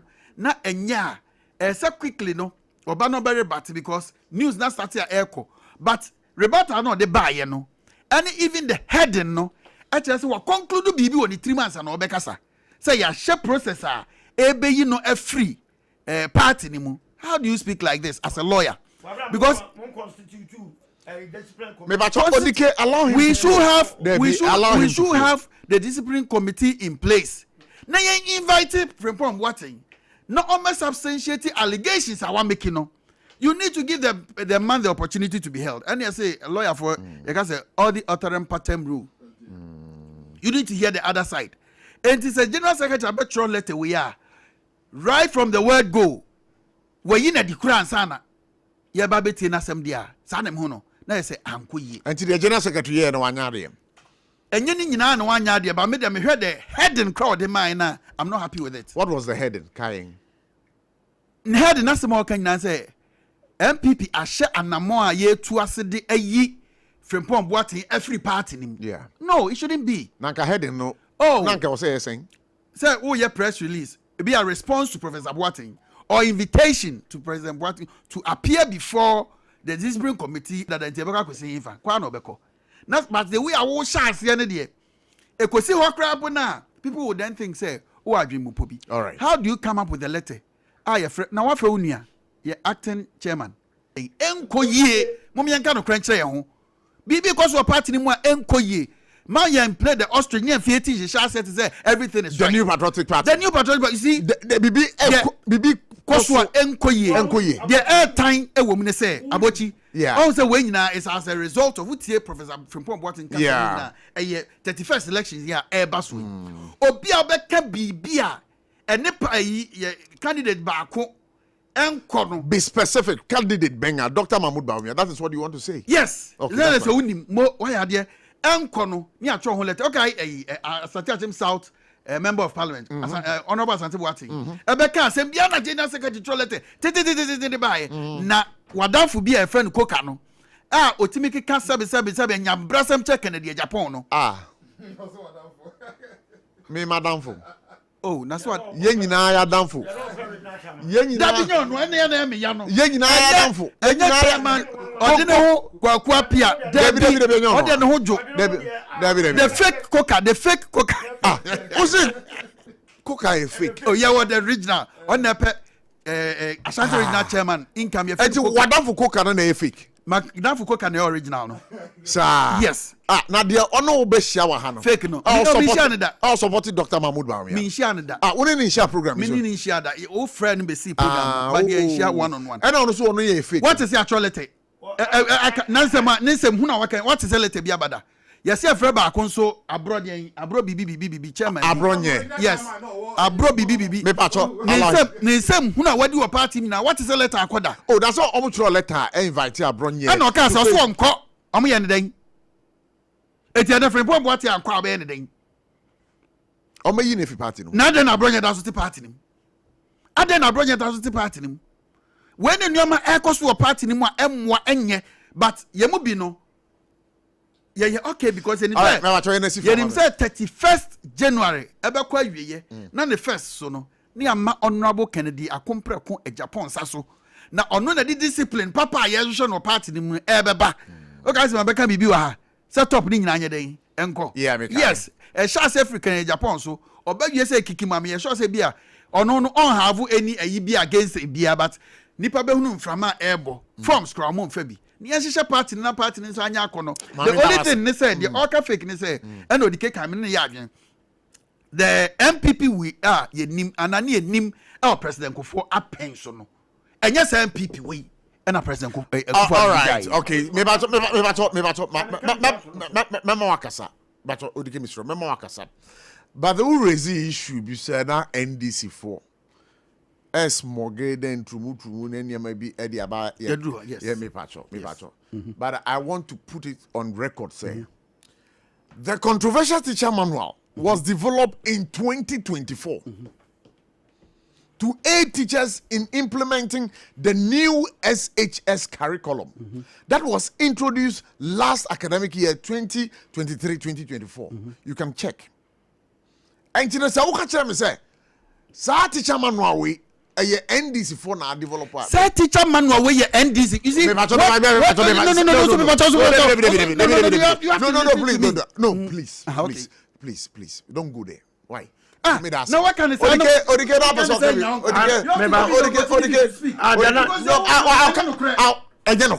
The 2023 comprehensive sexuality education. And no, it started in 2017. That is why I work.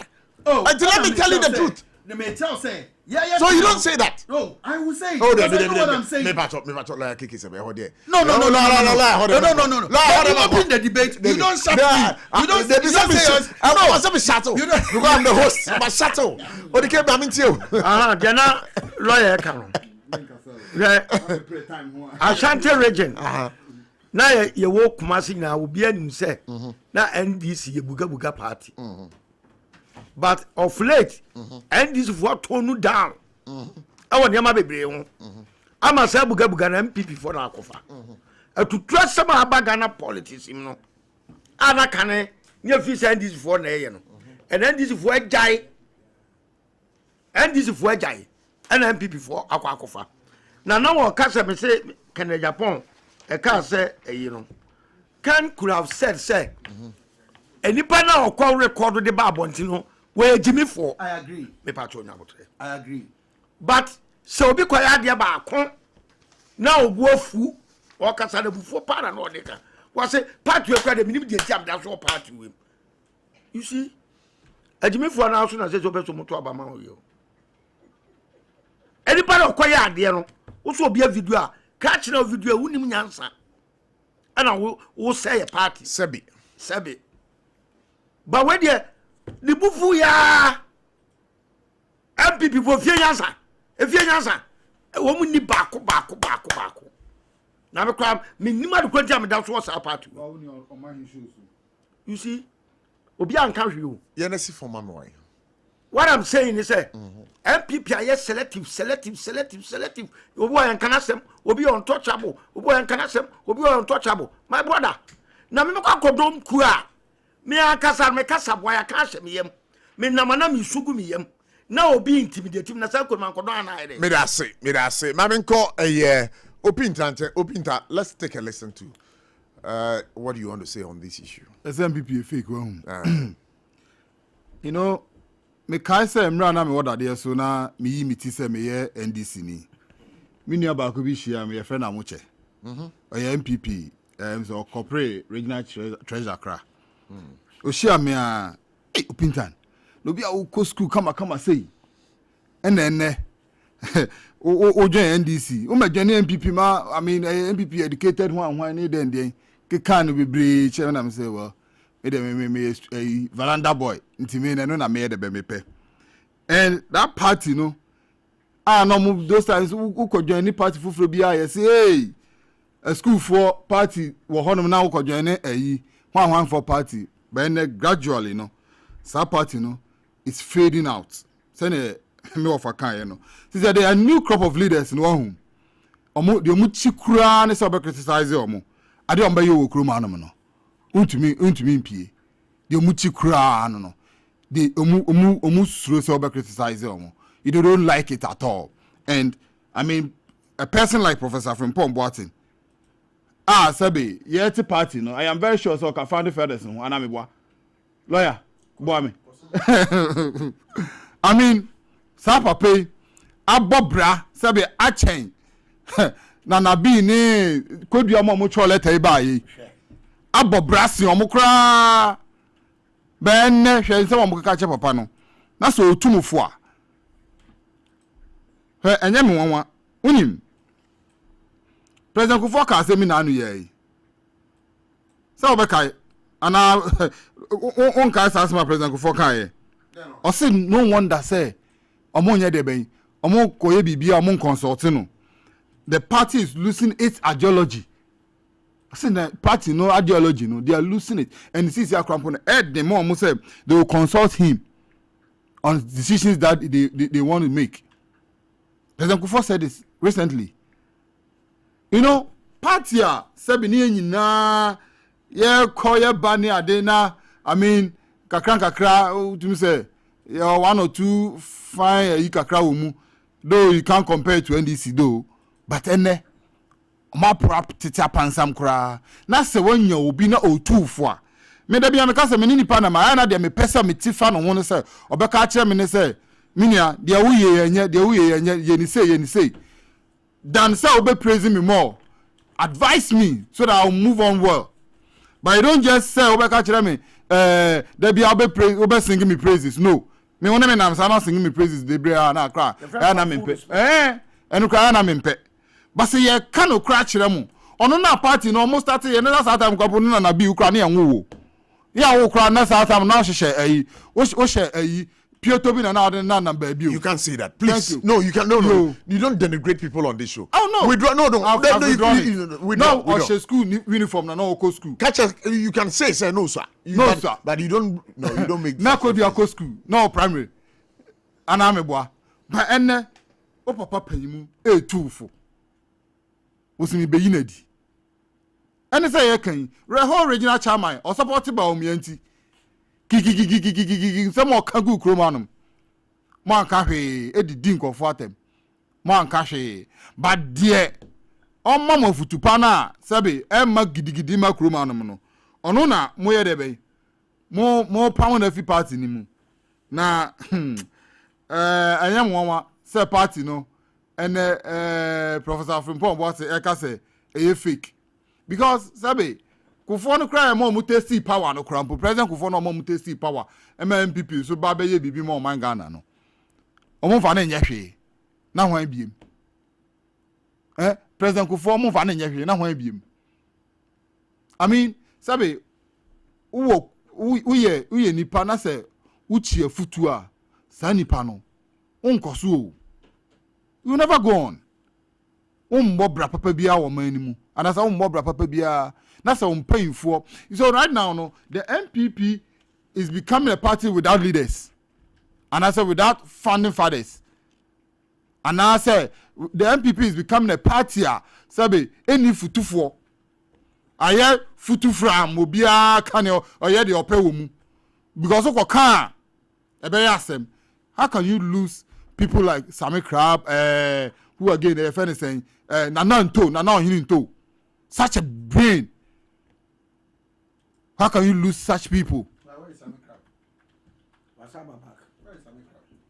I mean, name papa money there. Name papa Get your facts right. No, meaning name papa no dey. Dey fire be massa. You fire nya man ko ka sem business say be asema. Oh, you be say you na di double one. As a kwaku anyi do ho no. Minia, kwaku de ono na yi ne ho adi me so men ko. On de ono na yi ne ho adi o. Na from what you ono na so yi ne ho adi. Yeah. You know, it so wo ho na se wunni omo a sebe party a wunni omo be boa o de bia te say ai PROF ti hey na wunni futufo a so wasem be mo bo abrabo mu ana me boa because me sure say eden ya there are people you fall on to seek advice. True of us, PROF. Abochi me bisa asem. With you. Me bisa asem yi ma no. With you. Well, iti me de omani ye chichere. Minim se omunya mba aban mu. Eno de omunya mba ye. Na mmom. Oh. Me come asem.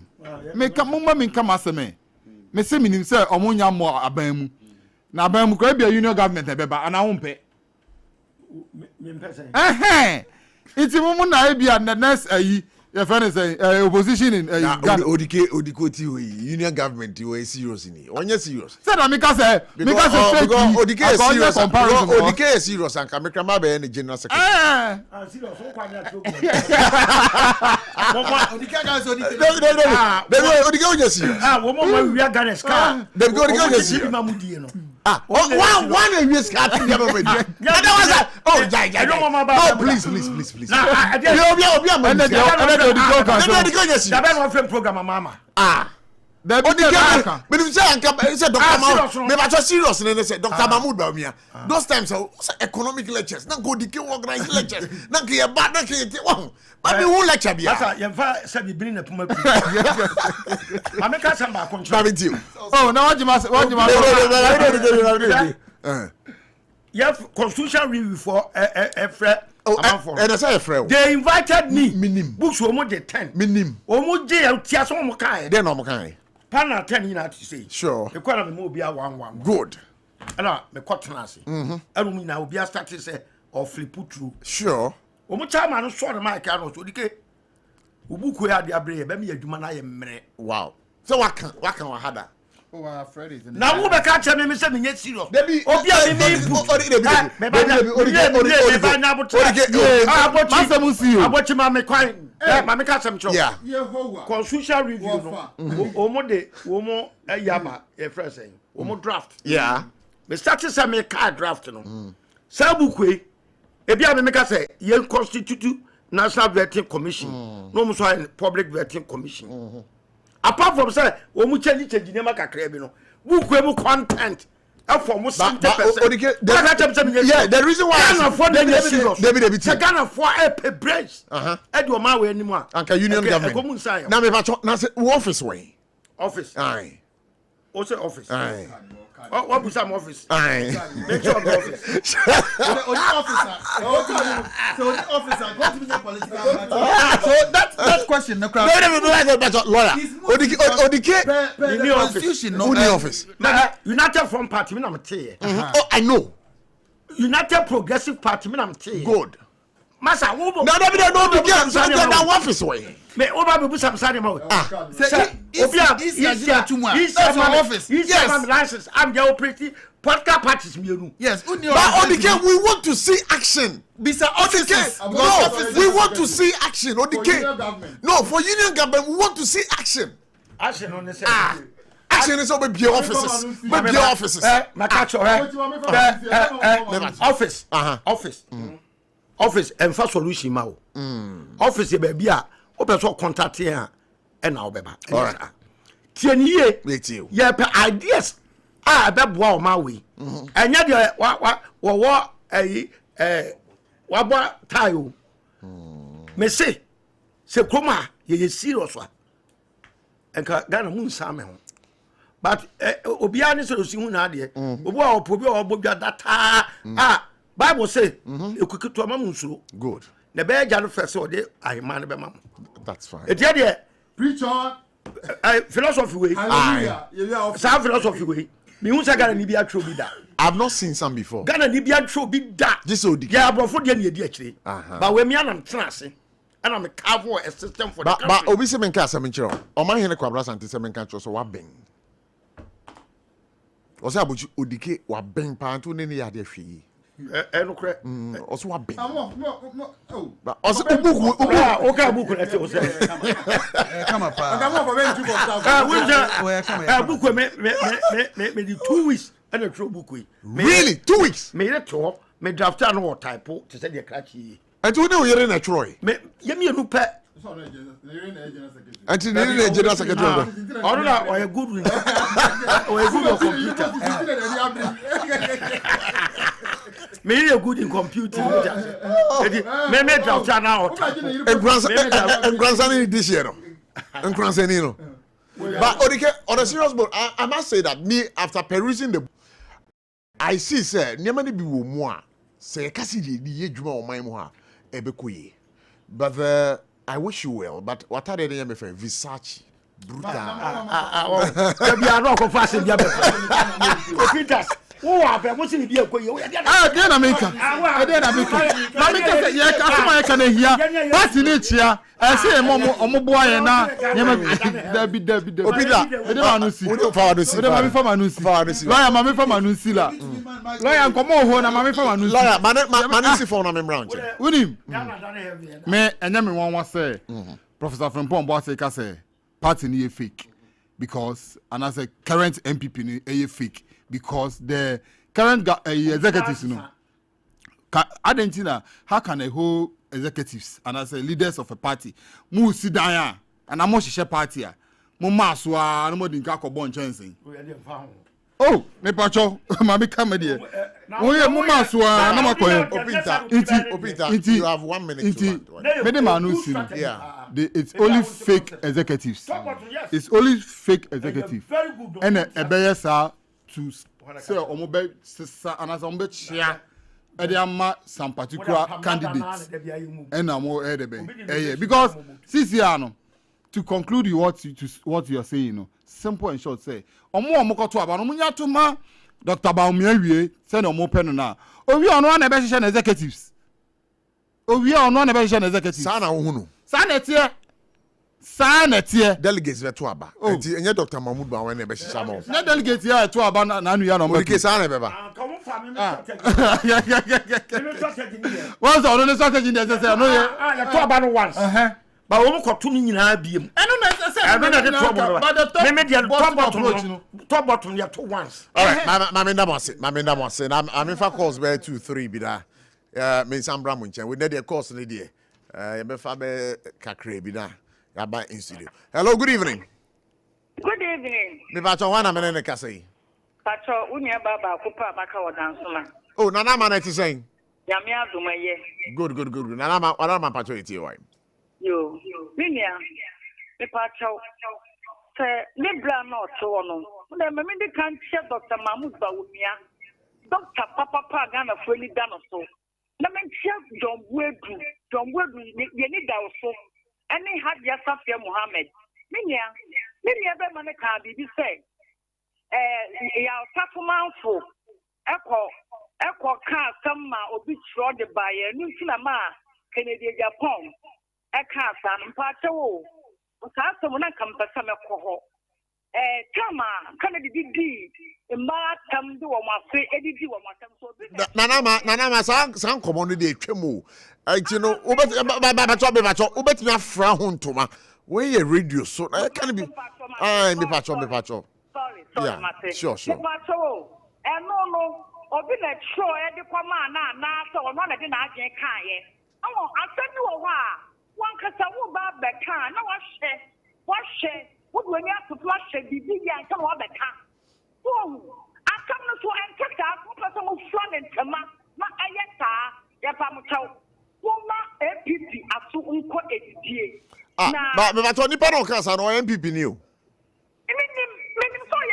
ni pa so MPP ni pio e se me time kasa akra no no so kasa obi e so de koma no sama kana di ni papa na tama na e sane o se kasa ti amba no so obi na so ya asebo wa yanka me da se ko ba wo me de mo tan no so wo twa mo tan a ono na ekro Nanama, me da se. Hello, good evening. Professor, good evening. Yeah, me pacho wana me can say. Evangelist, what is waiting? What are my pacho yeti? Now what to say? Pacho, where are you? Me where pa? What are my pacho yeti? Why? The professor informed about the time. Say when you be anymore. Me no. Say be na fi man genyi ba umia no yiri mom fi ma party ne munyo. Party ne munyo nyina fi ba umia ene ne yiri a ekufuad e bia se bi before kon. Ma be ne kufuad nango pon no kwini wa ha bi party pa. Ko ka ko si nyina to ma pe ne kufuad.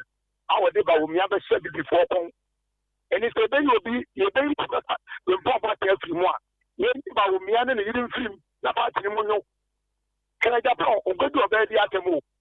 On God for good your baby at that animal, Obitumika, over on my fancy ya Tantini, not back for a baby, you will be at Microsoft and before you say, as men of Bacofon, you.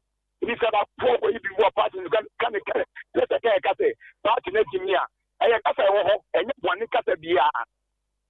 Baku to Koya Bonnie said you depend at 2 minutes, maybe a starting for in Nagana, you can't get the air. It's a character MPP party here. Mami now say. Me da say. Hello, good evening. Good evening. Me ba cho wana minute. Adomo me ba cho wana minute. Yes, Obaya. Hey, Obaya. Hey, Obaya. Mami penyimu. Che. Abochi. Yes. Obi nya okata sese. O se kufu ade ko fa ba wo bia. En wo dey buy. Abochi account for idea how we are said.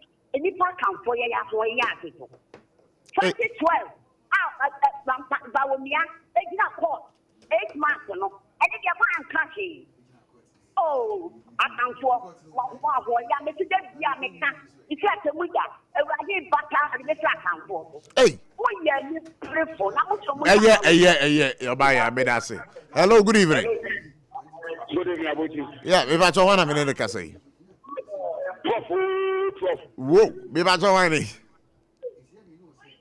Number 1 January. Hey, akafia ni. Akafia.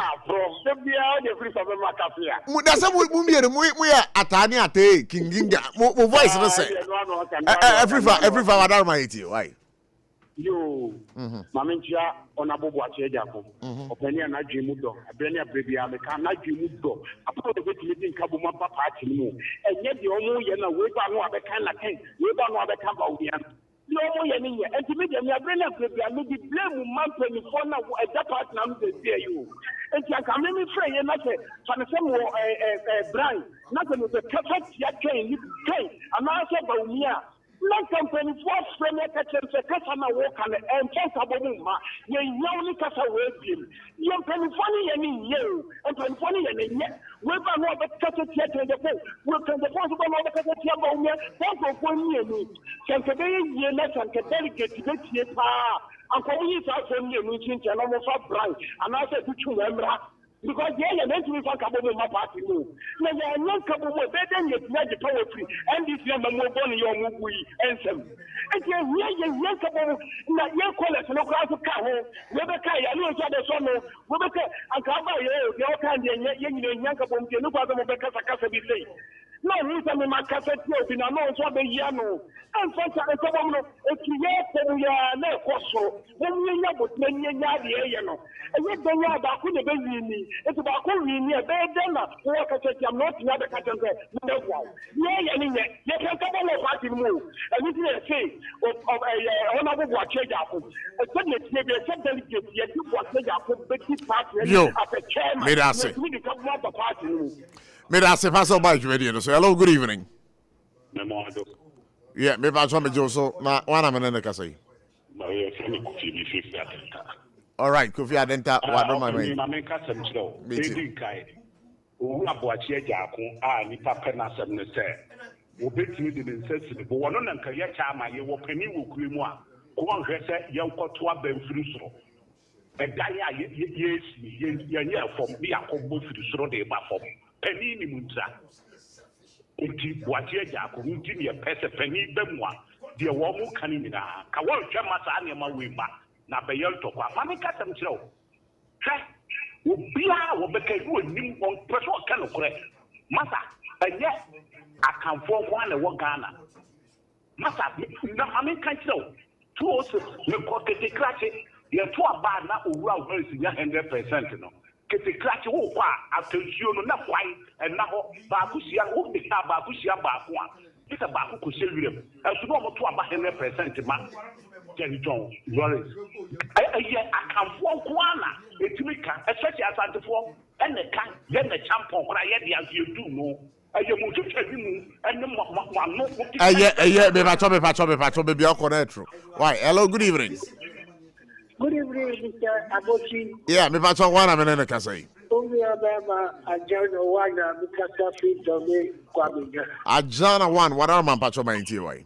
Yeah, I go and get my far on the film FM. I mean, Chamia, MP, Papa Pani, MP, Papa Pani, election director, Papa Pani, bro. I can't be telling you, yeah, cassette to bullshit. I see you are, you're ready to, because you're too much for the one, yeah. Because we are a challenge, you remember your teacher said, remember your tough times, remember your Jumapa, that who Obi a ọdún sẹ́bi wá títí ọ̀rẹ́ lọ́ọ̀yà yọ̀rẹ́ dọ́kítà yìí ní wọ́n fún gbogbo ẹ̀ náà káàkiri ẹ̀mú jẹ́ the party ní yẹ fake party ò ní mú ẹgbẹ́ ní ètò ẹ̀mú lò ẹgbẹ́ ẹ̀dùn ní party ní mú bẹ́ẹ̀ nínú àsùnfẹ́ sẹ́mi yẹn MP NDC yẹn wọ́n fẹ́ ní gómìnà ọwọ́ ọmú kọ̀ yẹ ń fi àgùsì kánò ọdún ní bẹ̀rẹ̀ sí ní ìlú kìíní kọ̀ yẹ but ẹni mọ̀ sí ìdè to the game they make sure that they will be on board ẹni yẹ winning yẹ ẹni yẹ ìdààmú tún ní kẹta most China yẹ fẹ́ wá state party. Midase, pass over. Hello, good evening. All right, that's fine. What am I patrolling to you? Midase, Maminchia, me MP, Honorable MC, Honorable, and a NADBO director, Edem Agonesia, constituency organizing, my former Moyen, say, on being us to the NCD, the Korean Primers. Minya Bema, you see, media near Professor Frimpon Boating and the crew. Oh, say MPP is fake out to the sense of college near to go to after the Omono Chom, trouble after the Adana Mutrava. And you don't crown Tiaki. Eh? Now, one any more gun has said MPP party, a camp party, Abuchi. And the college and that's a trouble. Much trouble. We need a vibrant opposition in this country. Almost shouldn't get vibrant. Oh, about your vibrant. Shanku would be about 38%. It's a trouble. Yan the person MPP go. Yet the some trouble to see check. Because I'm a mama pa, yet the 1 year, I put you one person, one mama papa, and I can't have a girl who are not to keep up. I'm a mama and one year, I had to press that. I can't have a phone or the dollar. Then when you will see said, Ninyamana, of course, not to a cantano, yet the dollar, and I got on the bank and snow or bed. Not a baby, not a number from also no use to the way trouble check the MPC, Emma Sana Musira. May I say, hello, good evening. Good evening, Florida. Yeah, maybe I want a minute, I say. I am quite in the Category 37. Quite 37. What are my patron into? Hello, Prof. I know what you for any doctor about me. I'm in the Jao Commissioner, John Board. Now, Prof, maybe I can't be effort to move from and this is what I remember, Blay and Kulano. Now, okay, me say, starting from 2024. Now, baby, or fact, no, a wrong fact. And you're wrong fact. Listen, Mamika, Debbie, Mamika, some intro, Mintaha, amount to Futurungua Manfuini. Me, I don't know, Nami won't be. Me, Nami won't be. Nami original PR for Ghana Education Service, Budu East Region. And to sack, oh, Jai, fact. Me fact. Me meet you. Enra. Board chairman from 2017 to 2024. Naka board chairman. At the 2 FM. Only. Jema mi na na ya friend na kasa ye. Amo the fact ni na but what about money anyantu. Amo kati so said the open no ko GTV. Na fact ni na wo GTV. Okay. Ene tie. Eni papa ko mo ta friend King Ali Awudi. Betra ma tell na mi bu mo di King Ali Awudi. Ono ti sa be kati so ene we o teacher them. Say nbi ta ni ho enye no kre. But I'm about to 20 club, so we can start from MP become I know clear. And put one to Ghana for me. That say hello, good evening. Good evening. Yeah, me about yeah.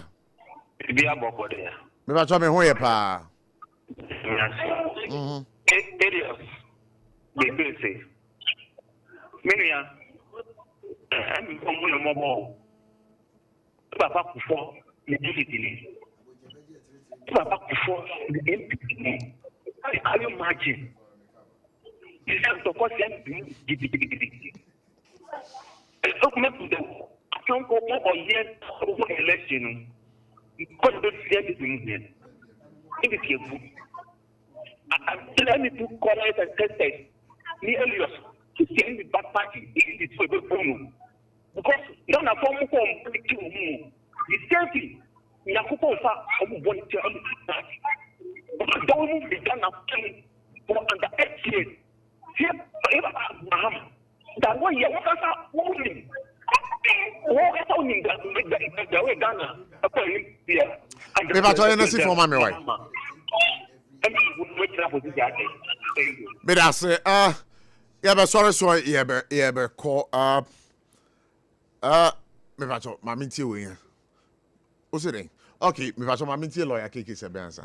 You about me that's na message ya maame obaya adenta ene unia baba kopa or dansoman. Yeah. Ya take omo a comments in good faith. But you see now what mu the MP for Bosome Fre ho honorable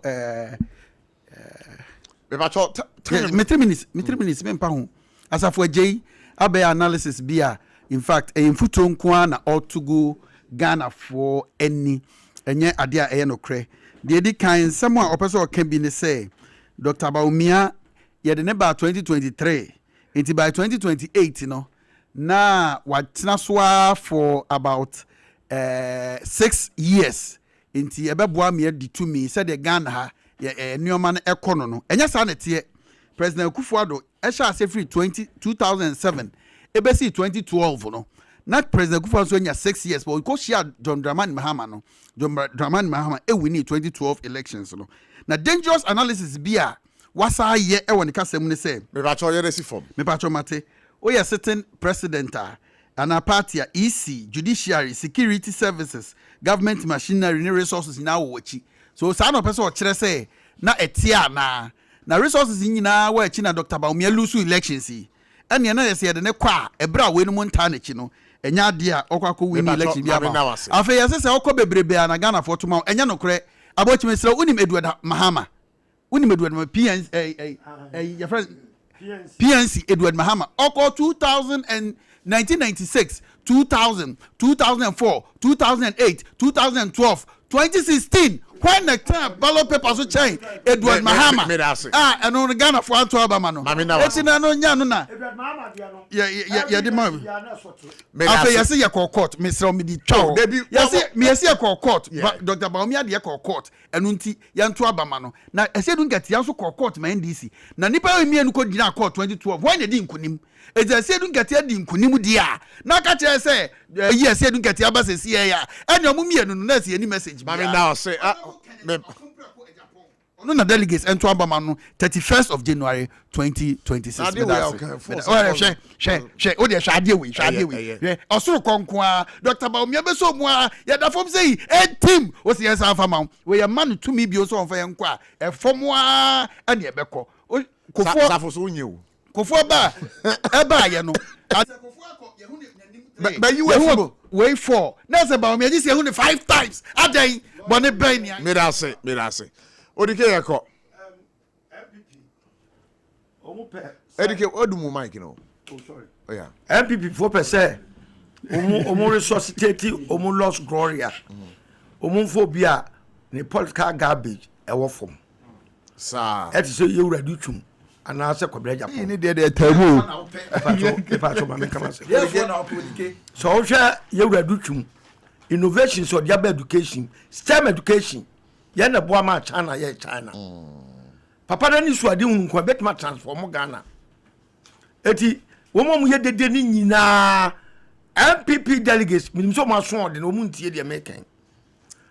Odike wo say MPP delegates o ma so ode na wo ye de na hu say MPP delegates o ma so ode ba bia bibia ni wa account MPP delegates o ma so ode enti o mo ni hwahen wo de atwan me ba wo so o mo ni hwahen so ma ni hwa ba bi ba kwa wo sesa wo ma enye yi enti sabre o mo ni ahwen say ai ba bi o mo ni hwa no next week me ka kire me ne me say next week because unim next week me ka kire o mo ni hwa baby but the woman is say Dr. Mahmoud ba o me na o mo ni hwa no me say ana mo hwe o mo ni ahwe ma me kama sem o abochia no o dabi so pe wana obi a wo pe general secretary o go ho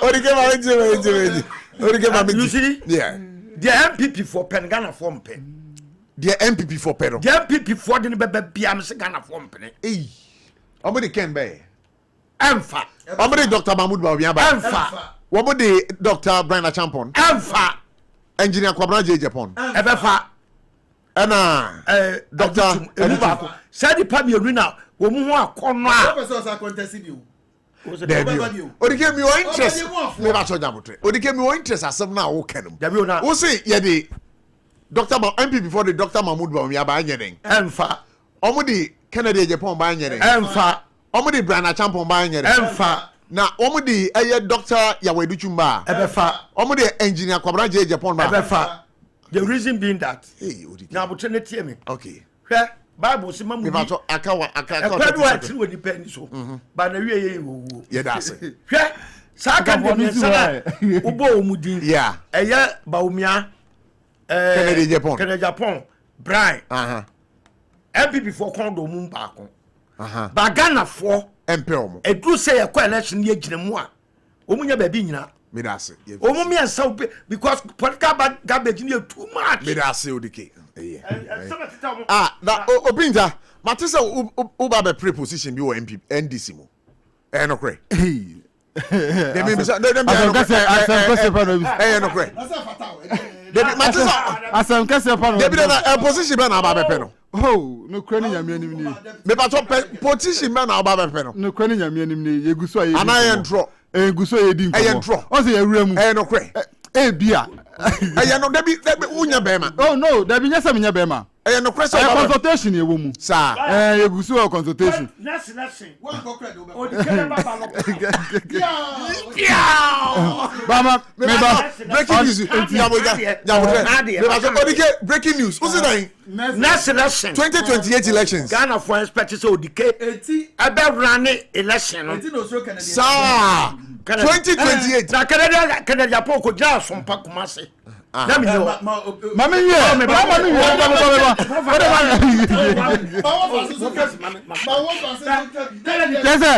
hey wafa de onyam hey wafa me bato asase waka no ha asa Canada kan say me no bit so Odike su mienu ka me ho a Ghana will be transformed me pacho yeah di anu si yeah and say Ghana nyame adom is on its right track nam part ebeboa we nyina akoso and then nyama ye opita me bisa position be na wo pay wo NDC oh you we are consulting na position be me contest previous me contested deputy national youth but Matisse move frame say yes say member for deputy national organizer deputy national organizer go more koso omo bisa me so eguso but maminda minua co-craft me brother co-craft or UK otie gidigidi pa na michiano enyumre sonko oma pounds ni su Ghana na Any we see.